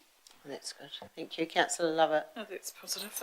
Just thinking, has there ever been any thoughts of actually emptying the lake and spraying off and then starting again? You're going the wrong way at the moment. You're putting water in, but was there ever any thoughts of just letting her go and starting again? It certainly has been mentioned and considered. It's just very, very costly to dig up all that material and have to dispose of it, and also the risk it may have to the dam bank as well. It's just absolutely not a consideration, as from what we hear from the experts. Councillor Hooper. Thank you. For the thousands watching at home, Neil, what exactly does closed mean? Can the residents hop on their jet ski and buzz around to their neighbours? And if they can't, what is there a fine? What's can we just define Hamish? it? Closed means closed. Yeah.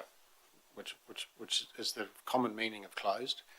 They shouldn't be hopping on a jet ski and going round to their neighbours. On the other hand, we don't have a team of policemen on hand to police it, and we're making it really clear that the lake is closed and that people are taking a risk, and that they should be well aware of that risk, and the lake is closed. Do we have any can there be fined, or are we just doing what we can? My question. Yes, we haven't.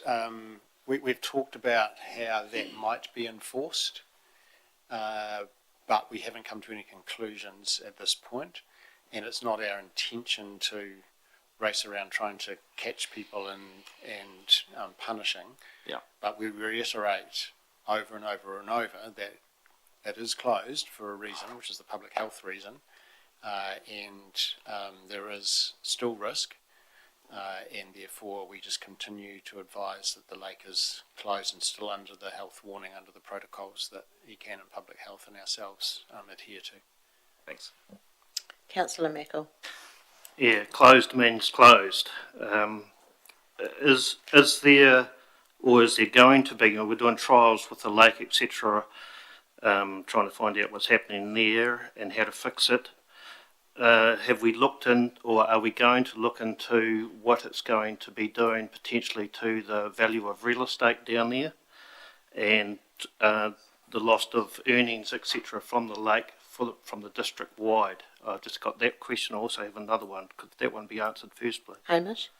Our focus is on doing all we can to improve the lake, and that involves the measures that Neil reported on to Council last week. Engaging experts, doing some hydrological studies as to how the water moves around the lake, and the trials of some solutions in the worst of the canals. That is our focus. We haven't got other pieces of work in relation to property values going on. We can't actually influence that in any meaningful way other than to do all we can to improve the lake, and the market will decide what property values are. Our focus is absolutely on doing all we can with the lake. Yeah, while that lake stays in a stagnated state, the real estate will obviously collapse, and that will affect the whole of the district. My other question is, if the lake is such to take a water take, excuse me. Yep. Okay. Excuse me. Let Councillor Meckle please. Yep. Ask his question. Yep. The lake obviously gets the back teat as far as water consent goes, for as far as using the stock water. If the area around that lake, is there an area there that can be utilised, that we can take stock water from the lake to use it as stock water, like of the lifestyle blocks that are down there at the moment? Is there any other areas around there that we can take stock water for, so we can sort of use that umbrella as such? I know it won't be all of what we need, but could that be part of a helpful solution? Hamish? I'm just trying to get really clear what that question meant. Are you suggesting that we utilise consents for stock water for additional stock water uses? Remembering we're in the process of closing stock water, exiting the service, so that the lake somehow benefits from that. Is that Yes, Hamish. What I'm trying to see is if we can, while we're exiting Stockwater, instead of handing back those consents as such, we retain them, have it, as I keep sort of suggesting, it coming down the river, going into the lake, not only just to help flush the lake as such, but if it's going in there for use as stockwater, would that be enough to get it across the line? We're not relinquishing any consents. Right. Chrissy advised that previously. We're not necessarily taking the same amount of water where it's not needed, where the stockwater network is reducing, but we're not relinquishing the consents. It's just getting it from point A to point B, Hamish, under a stockwater consent as such. Would that be enough that we can get water down the river to get it into the lake because it's been used for stock water as such? But I don't think we could argue that the lake is being used for stock water. But if it was being drawn for stock? Well, it has, then we would need to know that it was for stock, if that's the application we were making. And I'm not sure that that is something that's on our radar, that we are trying to increase the stock water network. And there will be some significant issues around who should then pay for that, because the stock water network is paid by the users of the stock water network. And so we would need some users to open up a new stock water network, which doesn't feel like that's going to be happening. It feels like you want the water to go into the lake. Yeah. To get water in the lake, Hamish, we've basically got to look outside the square, and that's what I'm desperately trying to do here. Yeah. I just wondered if that would be an option to help it get it over the line. I don't think so personally, because we need a different consent for the water going into the lake from ECAN, and I don't see that it's related to consents for stock water. Okay, thank you. Lots of questions there. Thanks, Neil. We'll go now to business support. And we have Gordon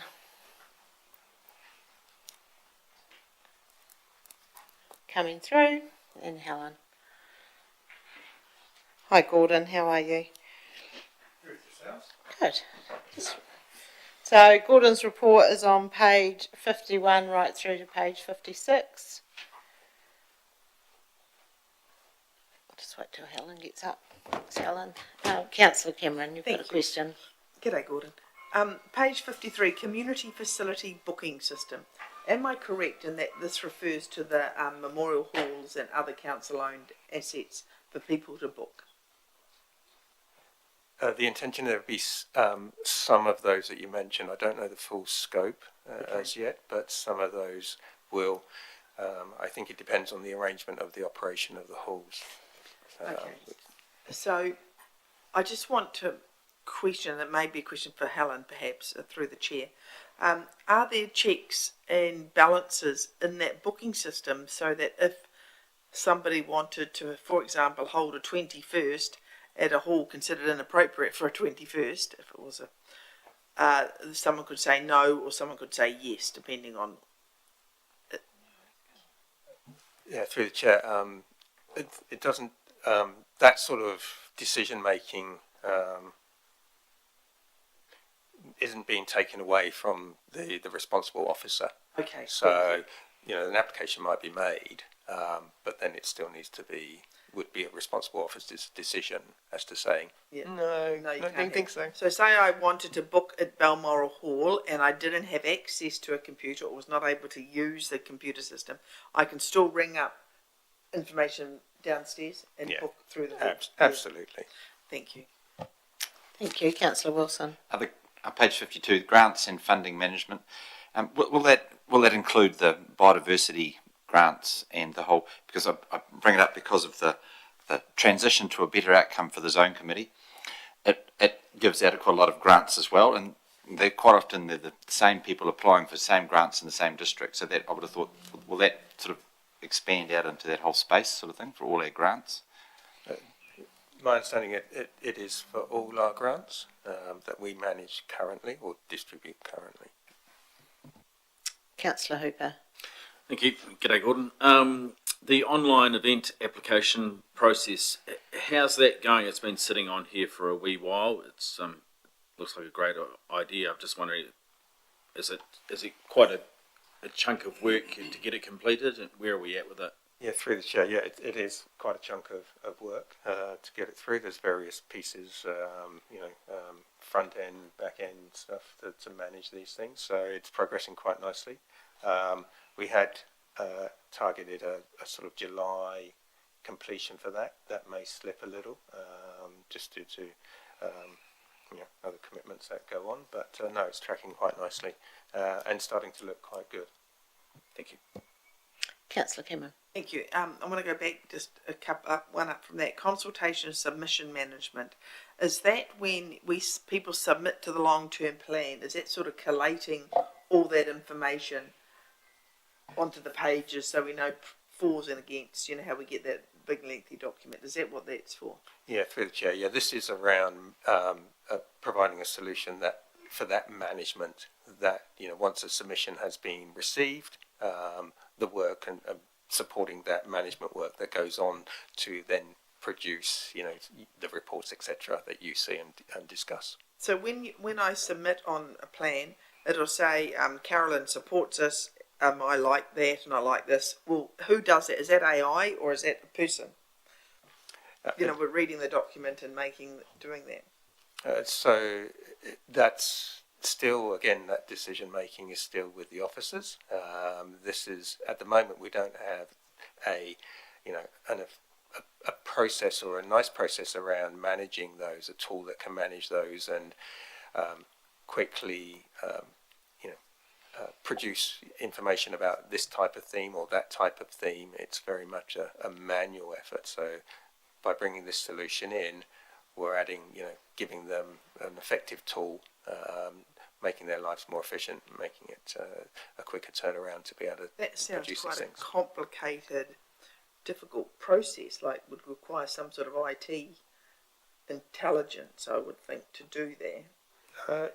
Yes, these solutions do have that. They're not necessarily AI, but as we might think. Yeah. But there are tools there which allow you to build out, say, a report, or be able to categorize, etc., etc. These are things that modern solution can do, and there will be, as the trend is that more analysis tools come in, be they AI or a different form. That's just going to become part and parcel of the solutions that we use in our daily life. You already see it in Google. Google says this, yes, and also in the corporate. But the corporate is more challenging because of the rule sets around it. Okay, so I'm assuming that this type of technology has been utilised by other councils, or are we at the forefront of this? No. This is the preferred option here. The preferred supplier has been used in New Zealand. It's a New Zealand-based company, and their products, they don't just do this, their products are used by other local government. Okay, thank you. Councillor Hooper.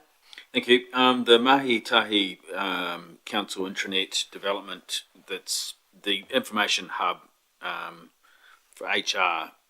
Just, can you tell us the idea behind that? Have we not got an HR department that the employees can email a question to? Or I'm just wondering why they need an information hub. Oh, absolutely. I mean, Chair, employees can walk up, can email, but this is about providing a site, an area where you can go and self-service.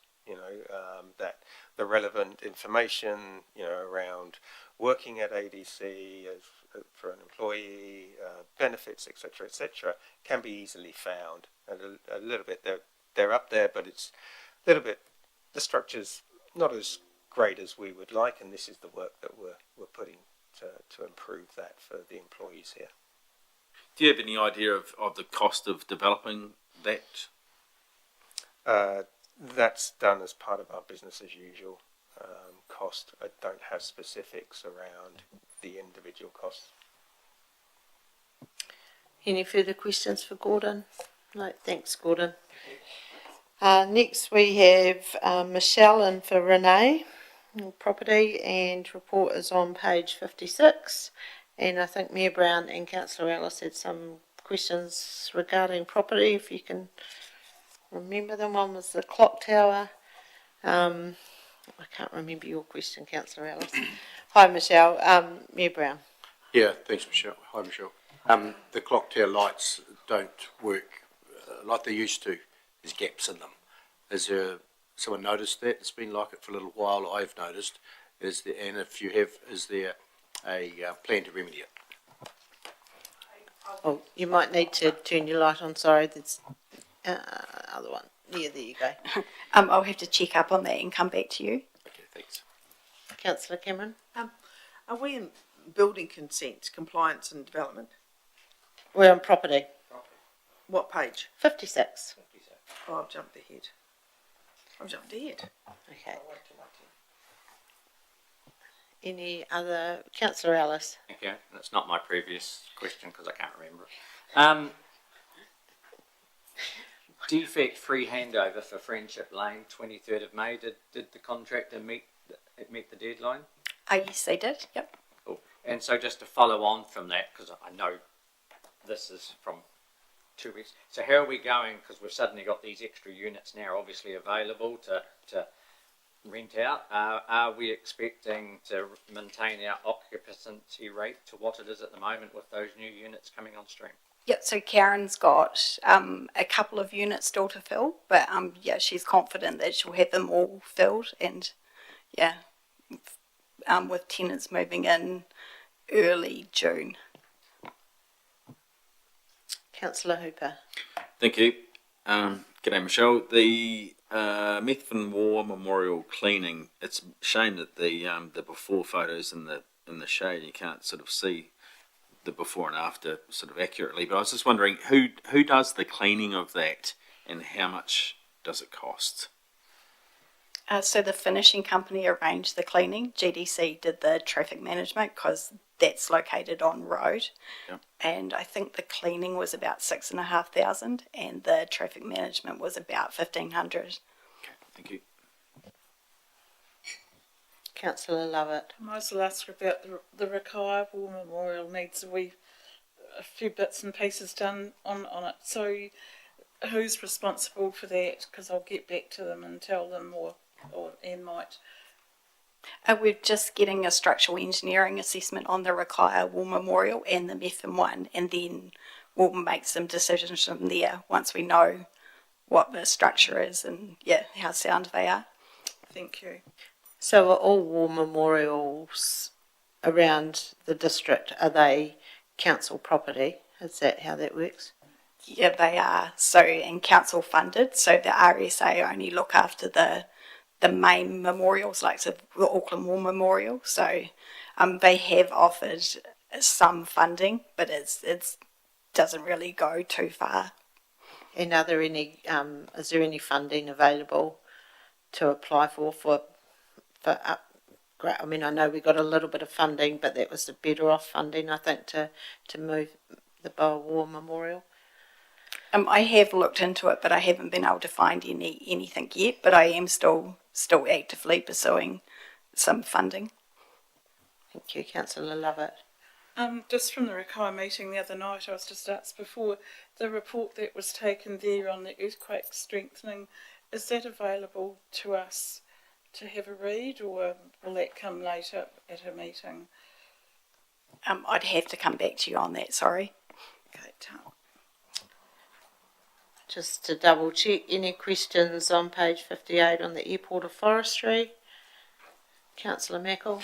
Just on the airport, with the new leases that are coming up for the hangars, etc., which are all on individual contracts, if those hangar users wanted to have their price set under a collective, can they do that legally so it's not they're not getting dealt with individually for, under the Privacy Act.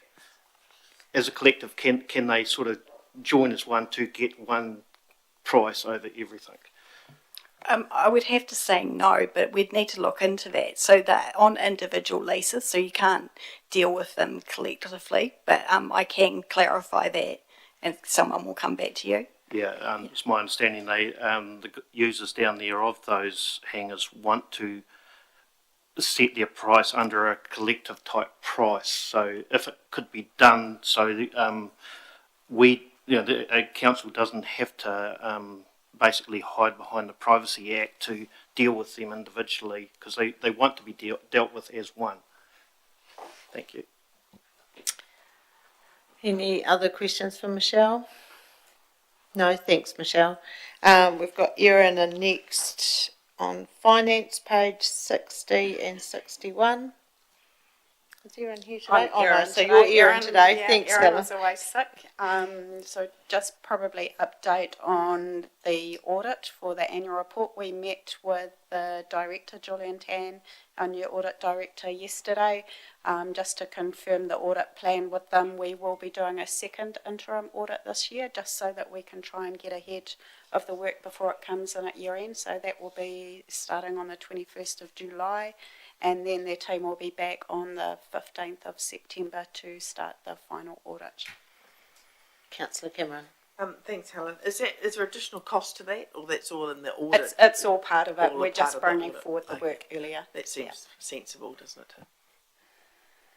Thank you. Any other questions on the finance report? No, thank you. Thanks, Helen. Next is compliance and development. We do have a few managers away, so Ian will let us know. So, but we've got Michael. Michael's here, isn't he? Michael's not here. Michael's not here. Oh, he's away at a conference. Right, there we go.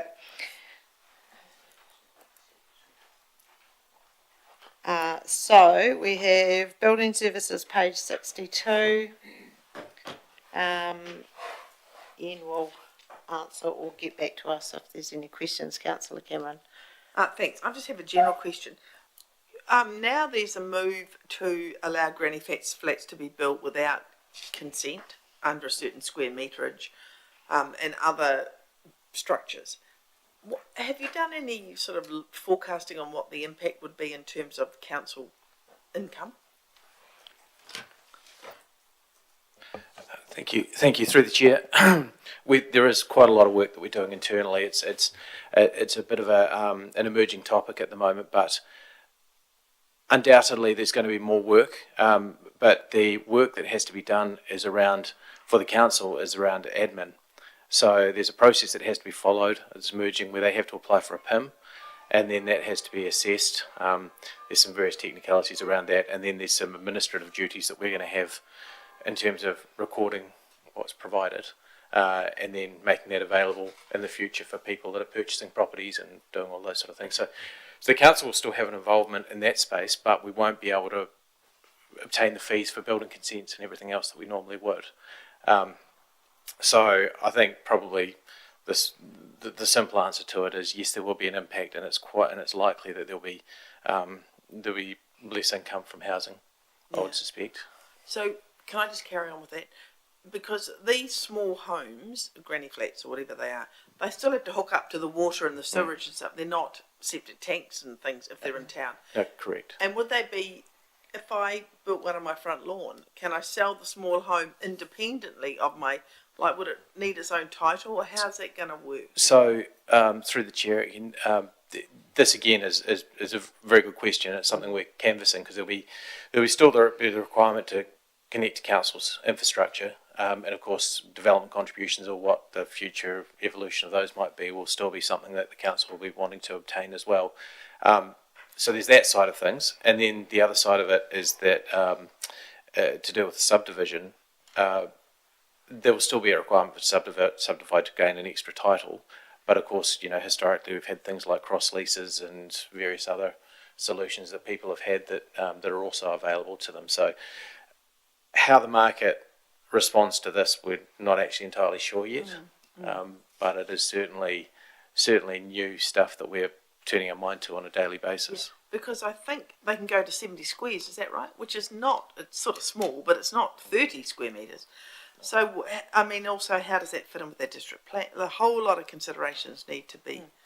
So through the chair, as I understand it, there will be likely to be density requirements as well, still maintained. So we'll still have some observation through the district plan in terms of those requirements, but we're just not entirely sure, particularly because there's suggestions that the planning controls will be changed as well to give effect to this, but we're still not entirely sure exactly where that is at yet. So that is yet to come out in the wash. And So I couldn't put 10 houses on my front lawn.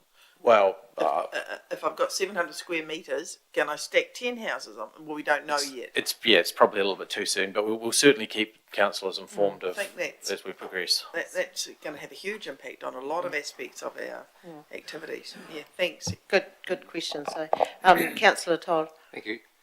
The building consents are showing a strong increase, and does that sort of indicate that the building trade is in good heart at the moment, or is it still mixed? Through the chair, it's probably a better question for Mr. Wong to answer. He's closer to it than I am, but certainly Canterbury and Ashburton appears to have weathered the storm that we've had quite well. And from everything we're hearing and you see in the planning statistics as well, that yes, it does seem to be quite solid at the moment, quite robust. And looking at all the tradie vehicles that are heading up to Methven from Ashburton every morning, there's a lot of work going on. Any other questions for Ian on building services? And you'll cover emergency management? Yes. Yeah, so Jim's also not here today. So CDEM, page 68, 69 and 70. Any questions on that?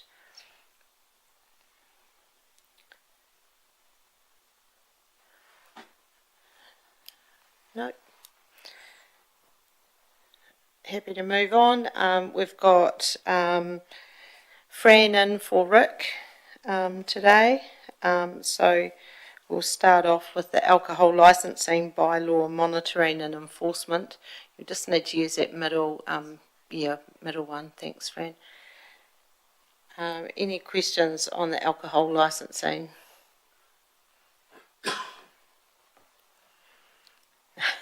No. Next one, animal control. And that report is on page 72 and 73. Councillor Councillor Hooper. Thank you. Hi, Fran. Just wondering if there was a fine attached to an NTR. Right. Right, there you go. Just so it goes red. Yep. Thank you. Through the chair.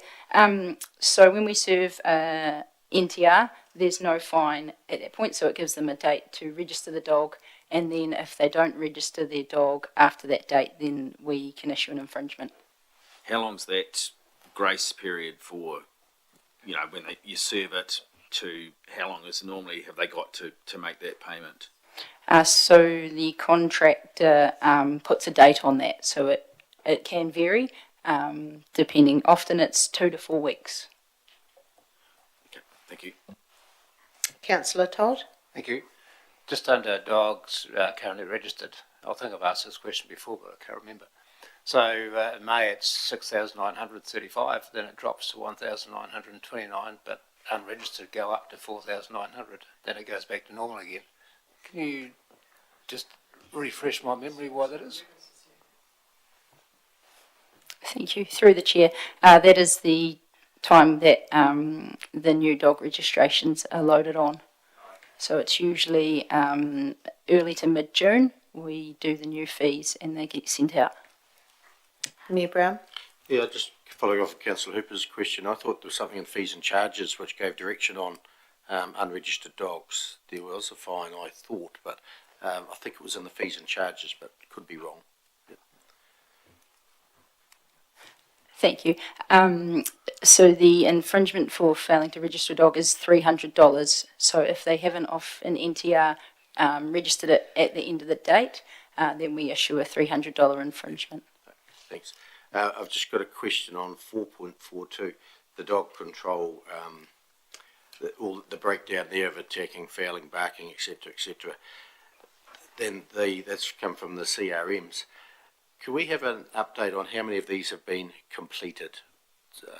Completed might not be the word. It might be resolved, and what is the resolution rate? Because I'm just getting a few coming across my desk which have been going for some time.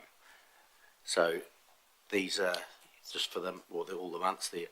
Another column, perhaps for Ian, of resolutions, resolved, completed, locked out. Or Yep, I'm making a note of that, thank you. Madam Chair, we can do Yes. that. Sometimes resolution from our point of view is not satisfactory resolution from the complainant's point of view. So resolution is a grey term for how the complainant sometimes feels about it. may be a better word. Yeah, Just a status or an update or something like that. Yeah. Yeah. We'll think about that. Thank you. Councillor Lovett. Yeah, just looking at the numbers of barking dogs and wandering dogs and stuff, and I'm just thinking, is it time, like we've got a great event space downstairs here, and we walk out of here and you see lots of seminars going on. Has anyone tried doing like a seminar for people, dog owners, and getting them all in and with a vet and stuff downstairs and talking perhaps about issues and how to stop dogs barking? Just an education program. Whether now we're in this building and the space, is it worthwhile trying to educate people? Otherwise, where do they get that from? Just yesterday, actually, we had through the chair, I was attending a meeting with somebody from the community that's talking about the good work that both they and other members of the community are doing, and already running various events in this building and around the community. And we've had some internal discussions about and thoughts about various things that we could run as well. And I think, yes, definitely it's something to explore. I know the library's looking at the moment and it's always looking at running events also. So, yes, it's a good idea, and in any number of ways we are constantly finding things where there seem to be knowledge gaps in the community that we can explore and try and advocate for. Well, that would be good to see it. Councillor Meckle. Thank you. Fran, I see just at the other end, higher end of the scale, dog attacks. Is that, I see a lot of months there, 5 to 6 attacks. We've, over the year, only euthanised a couple of dogs, possibly for that reason, I don't know.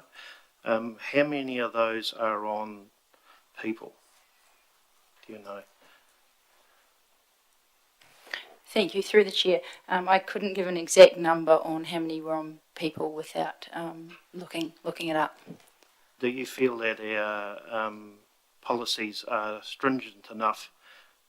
The numbers of attacks seem to be ramping up, and it seems to be a more of a constant now. Are our policies stringent enough to do something about this before, little kid gets his face ripped off or something worse? Yeah, it's sort of hard to pinpoint. A lot of probably the attacks are from dogs wandering off the property, and again that could be attacking a person or another animal. But again, we try and do everything we can to give information around fencing, following that up.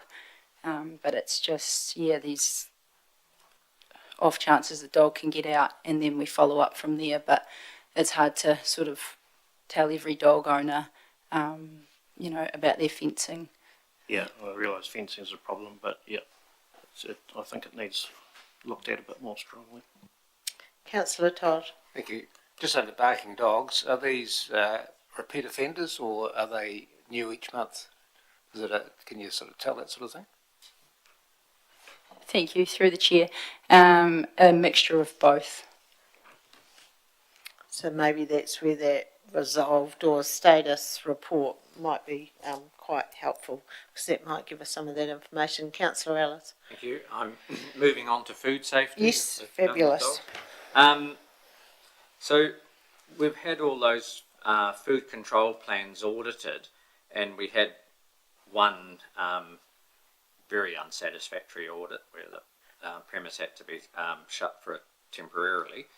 Were there any other issues noted, that were less severe but needed corrective actions during that? Is there a trend at all in that pattern, or were they all 100% and we only had the one very unsatisfactory? Through the chair, I think it varies. That the compliance regime has inspection based, has sort of a protocol based on risk. So inevitably, when an inspection's undertaken or a survey's done, there will be small things that are found, and it's just like anything else. It's like a warrant of fitness. There'll be advisories, and there'll be things that people can improve on. Generally, it's something that doesn't stop trading. It's just it's just say it's something we've seen. Can you fix that for next time? We'll come back and look at it next time. The one that's reported there is highly unusual. Mayor Brown? Oh, well done. Any other questions on food safety? No. Thanks, Fran. Next we have planning. We have Brad here. His report is on page 75 and 76. Morning, Brad. Still just 2 minutes to go. Any questions? Mayor Brown.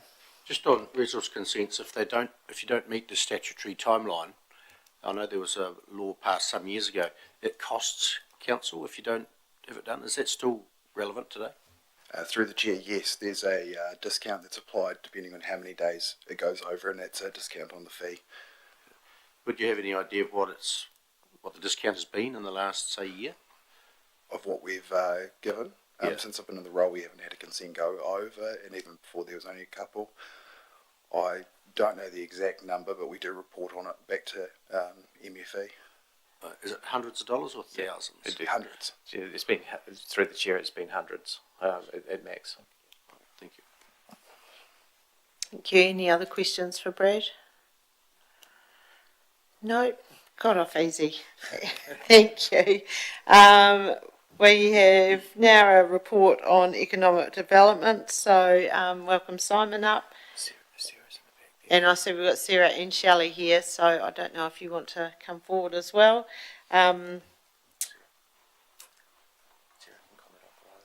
Yeah, thank you. That would be good. Thank you. So good report there. Any questions? We've got Councillor Cameron. G'day Simon. Hello everybody. Thank you for the great report, and good to see all the activity that's going on in the community, and I'm looking forward to Glow in the Park this weekend. I haven't looked at the weather forecast though, so I hope it's... Through the chair, it's looking good. Oh, good. I have a question. I was approached by the Ashburton Vintage Car Club, somebody from them, a few months ago, with regards to the cost of the road management, traffic management plan. Is that why that was cancelled? I don't know that it was relating to that event, but it's got here Ashburton Vintage Car Club swap meet. No, weather. No, it was weather. weather. Okay, thank you. Because I think that was quite costly, and we looked at how we could sort of attenuate that, but there was no. Was he getting burdensome, those plans? Through the chair, the costs of traffic management are definitely increasing, as the costs for a lot of things are. But the compliance, there's a lot more compliance required, and a lot of the time there's more staffing required now, which obviously comes at quite a high cost. Staffing from ADC to go out? No, it's staffing from the traffic management companies to put the cones out, and depending on the complexity of the road closure, dictates how broad that cost might be. So, for example, closing the CBD is quite complex, so it needs lots of cones, lots of redirection, and actual management during the time. So that's how the costs build up. Okay, thank you. And one more. I've got one more comment at the moment. no driver, the coordinator was absent for months. I'm assuming that's not an employee of Ashburton District Council. That'll be a roading. Are you talking, which page are you Driving on? licensing. Oh, okay. So we couldn't get any licenses. It's on page 78 under Mayor's Task Force for Jobs, Placements, Driver Licensing. Yeah, so through the chair, Sharon was away for a period of time, so that's why there was no licenses Sharon put work through. for us, or does she work? She's the Mayor's Task Force for Jobs Coordinator. Oh, I see. So, yeah. So people could still go to get their driver's license. Okay. That's correct. I just got a heap of fright thinking, hell, that's no good. Councillor Ellis. Thank you. Welcome. Also looking forward to Glarner Park this weekend. But my question around that is the marketing of the event, which is, there's been a lot of marketing out there. What budget did we have for that? How much did we spend? Because I've seen, full page newspaper ads, one of the big roadside screens, I've seen it on there, so it's been well done, but I just wondering how much we ended up spending on marketing the event. Yeah, so through the chair, so Sarah and Dan in Comms have been absolutely spectacular in developing a sponsorship agreement, so a contra deal. So for a lot of the marketing, we actually haven't spent any money. It's a contra deal out. So and it's worth circa $100,000. Yeah, $100,000. So that's why you've seen lots of marketing and. But yeah, down to the great work that these guys have done in negotiating those sponsorship deals. Right. So, and Well I think Glow is probably likely to come in somewhere around a couple of 100,000, but taking in all of those contra deals. But the cost to council remains broadly similar to what it's been in previous years. Councillor Hooper. Thank you. Regarding Glow, I had a look at the website, and on the contra deals, I see the Courier as a print partner, Hits as a radio partner. I get both of those, and I'm guessing NZ Herald fits under the NZME banner and part of that deal. But what do we actually get? They're the digital partner. What do we get for them from them? Through the chair, we get about 6 figures of value across print and online media through NZME's various channels that we've agreed to. Does that answer that question? Yeah, so I just hadn't seen, is there some stuff on there? Is it their website, Herald's website, Facebook pages? It's ad driven, so depending on what your your location is, your demographics. Yeah. Got you. Thank you. Councillor Wilson.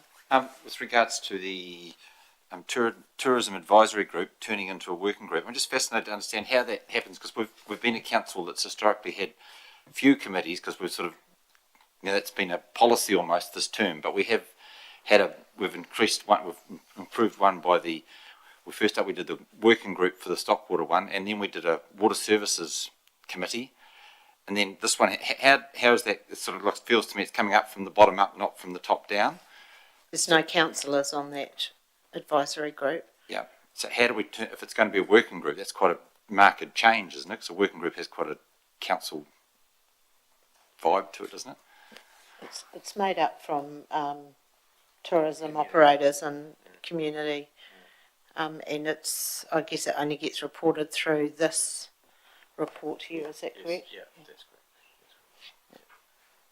correct. Madam Chair, that advisory group was set up by council when we brought the visitor promotion service in-house from the days of having it with firstly Experience in Canterbury and then Christchurch NZ. So if the makeup of that group needs review, we could do that perhaps after the election when all those groups are confirmed by council. Yeah, what I'm just concerned about is that we have a Stockwater working group which is council led, and that term within council is quite a hierarchical state, and then we've got a tourism, and I don't want the public to think that it's suddenly a working group of council, if it's actually has the authority of council with it by calling it working group, because it will be seen as that, won't it? I think we call it an advisory group, so I don't think it doesn't have quite the same status as a council led piece of work through a working group. But it's a relatively subtle distinction. I take your point. But council set it up, as I say, when we brought the visitor promotion service in-house. Thank you, that's noted. Councillor Todd. Thank you. The Mayor's Task Force of Jobs is obviously a successful program, which is government funded. With the latest budget out, is that funding still as strong as what it was, or is there going to be some adjustment there? Through the chair. So the funding is confirmed for next year. There will be some changes to the delivery of the program next year. There's more of an emphasis on those people who are on unemployed and receiving unemployment benefits. So it's roughly going to work on an 80-20 rule. So 80% of the people will need to be on a benefit and will be supported into work, and then the remaining 20% can be those younger people who are not on a benefit, who, you know, are going to sort of fall out of the system if they don't receive some support. Councillor Lovett. Just going back to the live on the lawn music, I went along to that. Have you had any feedback from that, or is it going to happen again next year? So through the chair, the intention is yes. Live on the Lawn might not be jazz though next year. The intent with the branding of Live on the Lawn was that we could modify the music choice each year and have something different. So we were relatively pleased with the attendance, and I think the event ran incredibly well. Obviously, there's learnings from every event that we do that we'll take forward to next year, and hopefully, continue to grow that event into something, a little bigger. Yeah, no, it was a good event. It'd be good to have it again, but you just need a few more bands there, because we're sitting at the very back watching people leave, and it would be, it's a good concept, and I'd like to see that grow. And yeah. Councillor Cameron. On to important matters now of pedestrian counts. And that they look good, Simon. I see a bit of a peak in December. I'm not evaluating them, but I would have thought December would have a bigger peak than that. Is it not? Like, I would have thought it'd be twice as much. Do you have a view on that? Like, I've tried to look on Christchurch website, and I've taken it down to one day, but they've got a whole lot of, they've got so many of them that you've got to find the right circle to push. And yeah.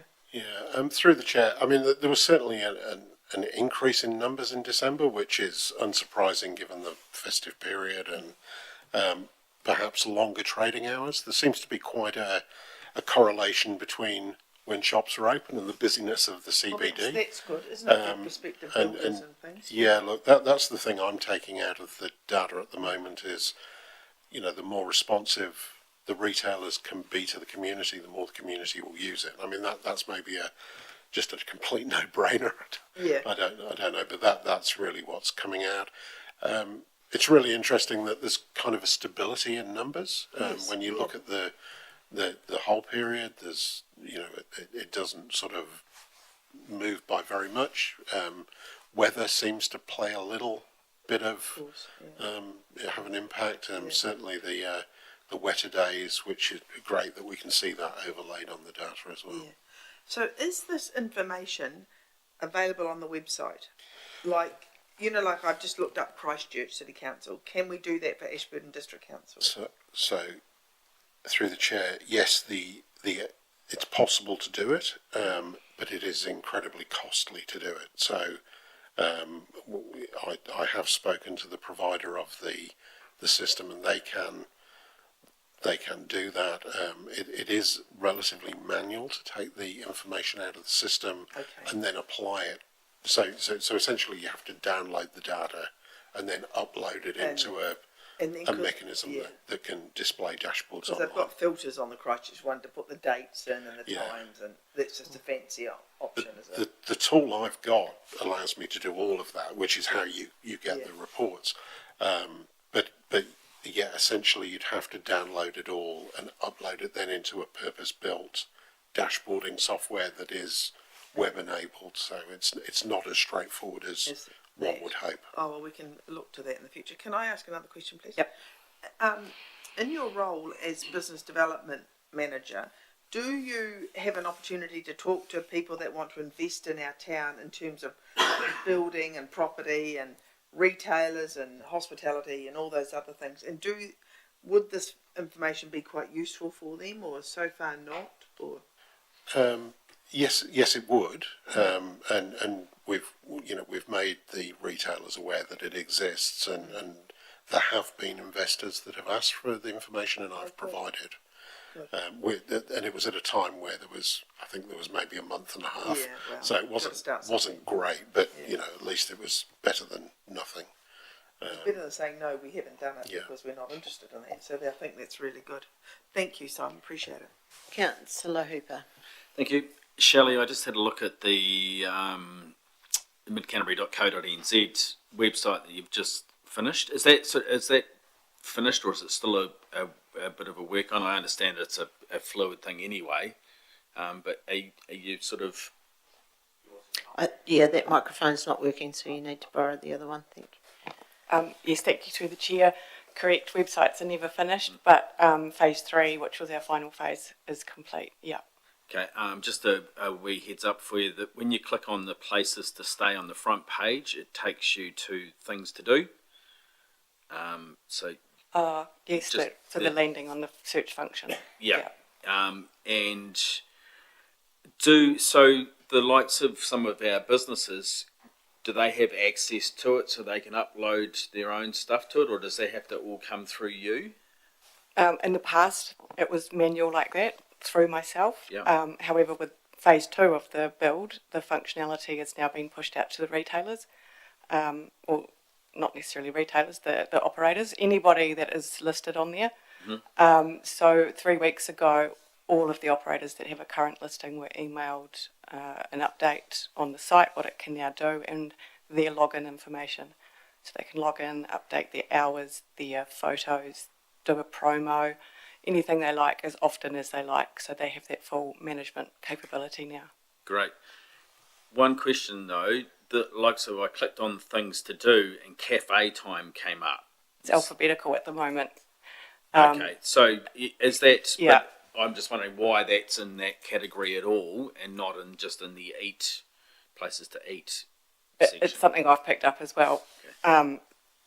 At the moment, 2 or 3 pages, as you've said, things to do and places to stay are all landing on that same sort of generic search platform, and you can then put in your filters. Right. And they're all landing similarly wrong. So we just need to fine tune that to places to go lands on locations, places to eat lands on restaurants and cafes. Cool. Right. Sorry, one more if I may. Yep. The video that you've got downstairs that plays away at the moment and on the big screens and that they're awesome. Are they on the website, or is that just sort of on Facebook and the likes of social media? The videos that are running at the moment here are already posted onto various social media platforms. Yeah. So they've just been taken from there and reused. So are they on the midcanterbury.co.nz website as well? Not the ones that are short form social media versions. Right. But the sort of the landscape full immersive kind of versions we're in the process of linking those in there at the moment. I half expected to see one when I went on to the homepage. I thought that'd be cool, just like for that. Oh, awesome! Initial hit. Yes. So that is in the thought pattern. Yes. Yeah. The initial launch of the website was to just be nice and very image focused. People could scroll through it nice and quickly, so it stays in the cache. Yeah. So every time they load it, it's fast. So next time they come in, maybe a month later, it might have a video there this time, and it will load quickly versus loading the first time for a data heavy video sitting there. Cool. Looks good. Hold on. Thank you. Councillor Todd. Thank you. I watched the Taiwanese couple, Taiwanese family, on their balloon rides and eating at the rabbit and all that sort of stuff. Couldn't understand what they're talking about, but obviously it's not aimed at us. But it's obviously the way to go when you see the reach that they go through the various channels, Facebook and Instagram and all that sort of thing. So So I presume that you've got more of those sort of things planned in the future? Yes, thank you through the chair. The King family from Taiwan have got a second video that will be coming out shortly that contains the rest of their visit. And then through the winter months, we've got some I can't announce just yet because I haven't got them to sign on the dotted line. But yes, we've got some further famils organised. Oh, cool. Focused mainly around the still the content creation collab with an influencer at the moment, getting the most bang for buck there. Yeah. Also in June and July, we've got features in the Kia Ora magazine, which is the in-flight magazine on Air New Zealand. Yeah, oh, great. I was also interested in your comment that the Motueka eyesight were getting wanting information on our district. So how did they pick up? Is that just through what we're promoting the district that they've picked up from? Yes, it seems to be. They've been chasing me for about 4 months, asking, have you got that brochure yet? They just seem to be getting people coming in saying, what can you tell us about, Methven and Mount Hutt and ice skating and things like that. So they looked us up and found out that's where it all is, and then made contact and said, please send us what you've got. Shelley, the new brochure's downstairs on the racks. Yes. Yep. And there's also, I think, 500 at the iHub in Methven. And then there's various community groups that have reached out and asked to use them for events that they're running, which is great. NZ Ploughing Champs and things like that. A lot of numbers coming to the district. Great, thank you. Councillor Meckle. Thank you. I see recently the government injected a significant amount of money into film. What have we done to lift our game to capitalise on that?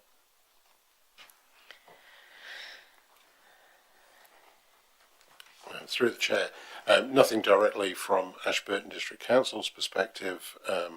However, Film South, which is part of Christchurch, New Zealand,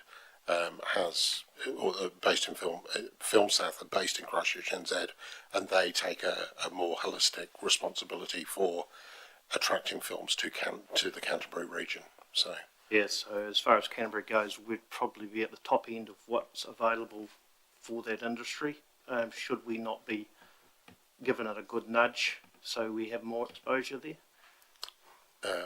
Yeah, through the chair, it would be great to, but it takes a lot of time and money, and the unit is kind of quite tightly resourced at the moment. So happy to look at that, but it would probably become with a request for additional resourcing, because we simply just don't have the ability to replicate what Film South are doing for our particular area at this stage. Hamish? Just to clarify, I think that's a good conversation to have, but just noting that the screen people, sorry, I've just forgotten the name inside Christchurch NZ, but they have reported on a couple of occasions to the Canterbury Mayoral Forum to update the approach across the Canterbury region, and so it is. It's clear to us that they do have a Canterbury focus. Christchurch NZ's main driver, of course, is to promote Christchurch, but in this particular case, the film part of their offering does include a broader perspective on Canterbury. Was that Screen Canterbury, I think? I think it's, yeah. Sorry, through the chair, yeah, no, it's not Film South, it's Screen Canterbury. Yeah. In Canterbury, that feels more familiar, yep. With the money involved, I believe there'd be a great return there for any investment. We have, just through the chair, just to continue on, we have had some discussions internally about filming, and certainly I know there's been some discussions around the use of our magnificent wide open spaces for various films that have been used, and we certainly are sort of open and ready and willing to engage with anybody that's interested in filming in the district, and I've got some plans in place for that if the situation arises. And we did have a reasonably good film filmed here in the district a couple of years ago. Hamish? I do remember back in the day that Christchurch City Council employed a full-time resource facilitating and coordinating inquiries from the film industry, just from Christchurch's point of view. So I know there's been a lot of activity in this space over time, but at the moment it's largely focused through Screen Canterbury inside Christchurch NZ. Thank you. I think that's all the questions. Simon, this is your last activity briefing, so all the best going forward and good luck for Glow in the park this weekend. I'm sure we'll all be there, and fingers crossed for the weather. Thank you very much. So next we've still got one to go. People and facilities. So thanks, Ian. Welcome up, Sarah. We've got customer services first with Amanda, if she's still out there. Page 90. And we've got to report here. Is Amanda still there, or? She is coming because Oh, but maybe double check. Yeah, okay, we'll go, she's here, Amanda, running in, thank you. Your report's on page 90. Sorry to keep you waiting this morning. Any other questions? I guess the new rates rebate announcement through the budget that starts from the 1st of July. Is that correct, or is it delayed further?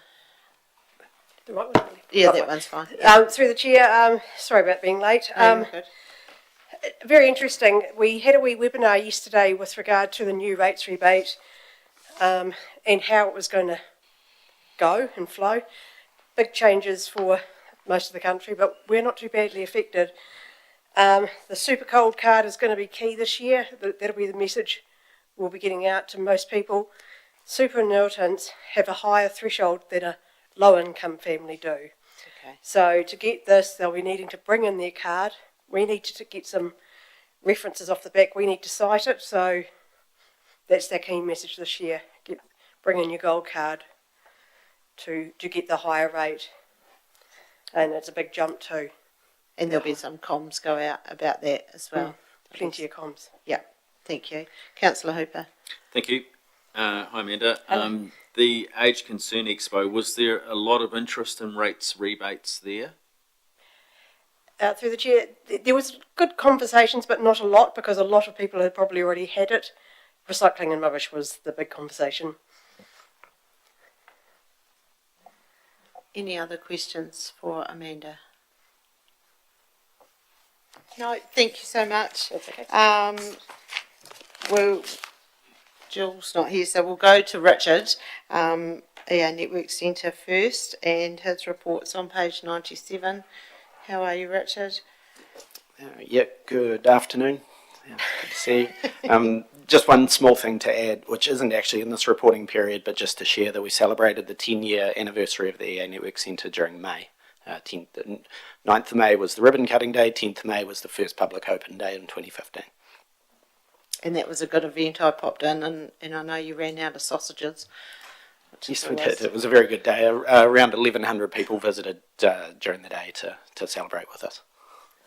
Thank you. Councillor Cameron. Thanks. The new multi-purpose studio, so you took us through there about a month when we did the sandpit, didn't Correct, we? yes. Are we charging for that, or is that, how's that working? Through the chair, it is a charged space. It falls in line with all the other meeting room charges of council, so the new charge will come into effect 1 July because the space didn't exist last annual. So it's been, there's been good adoption of it though? Yes, lots of interest from sports groups and users. Sport Canterbury have used it 2 or 3 times. It will get used as part of the netball tournament that's on this coming weekend, and lots of different uses. And every time somebody comes through, we show them the space as well. So if I wanted to run a Pilates class once a week, I could hire it? Through the chair, Pilates would be an interesting one that we'd want to have a conversation around, because it would be starting to look at the programs that we offer as part of our services as well. So it would be starting to conflict with some of our other aspects of what we do at the centre. Whereas if you wanted to book it for a general meeting or a sports group meeting or something like that, that would absolutely be straight off the cuff. You don't want, so you don't want to cannibalise your existing business, is that what you're essentially saying? That would be my gut feel. Who makes that call? I'll go to Sarah. Yes. It's just about whether or not the services can be provided. Sometimes there are bespoke courses or programs that we could team up with a different organisation, but other times, as Richard referred to, there's a direct conflict. So council facilities are for council provided services in the main, but there are always exceptions. So I'm open to conversations if there was the appropriate opportunity. Okay.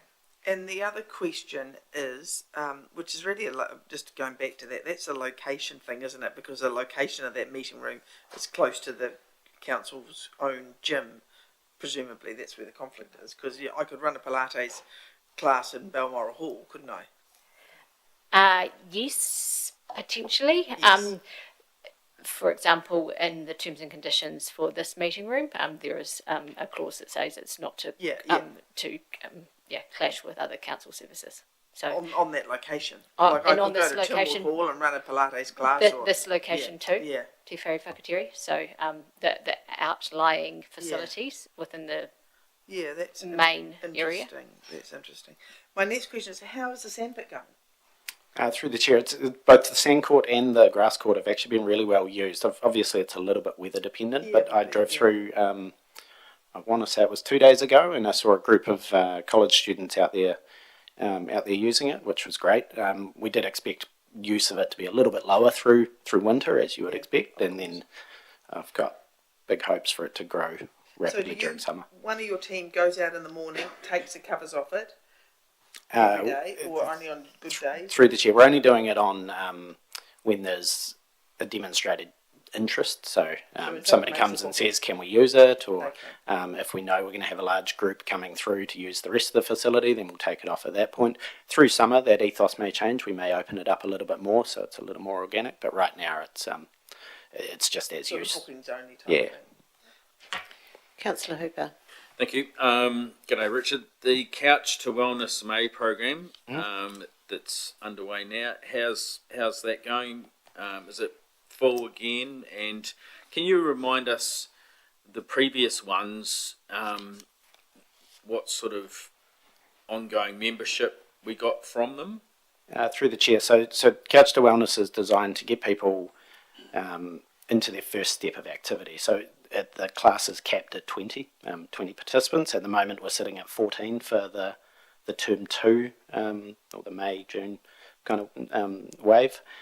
We do see uptake. We don't see uptake necessarily directly into membership. Some people continue with casual swimming, or they continue into, we've had people progress into badminton and pickleball. We've had them progress into membership and into some of our other kind of low impact classes. So we see them kind of filter out into different ways. There's definitely some that don't continue their journey, or they continue a different journey, but we are seeing really positive uptake into different areas of the facility with it. So that's the likes of pickleball demonstration as part of the program as well, and just we have all sorts of activities that are part of the program. Aquasize pickleball, they can go and try badminton out, they can try some of our other classes as part of it. We deliver a lot of those aspects ourselves as well. Cool. Thank you. Any other questions for Richard? No, thank you very much. Next we have Jill. And Jill's report's on page 92. Hi Jill, and congratulations. I see you clocked over 50 years the other day and had some cake.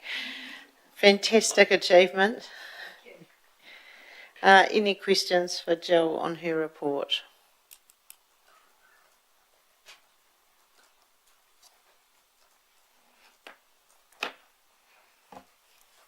Councillor Todd.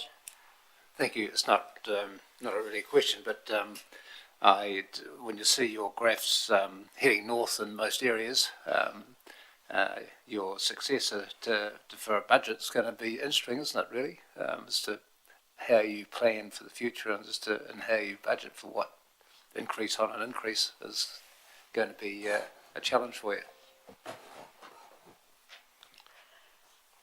Well, to you, Madam Chair, that's probably going to be somebody else's bag rather than mine, but I'm certainly very, very pleased with the way this facility has started and the great public uptake that we've had.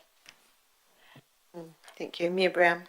Yeah, just also comment along those lines of how busy it is down there, and looking at the report we've got here of all the people that have been through on these little programs that you offer. It's really great, and people appreciate it as well. And also congratulations on your milestone.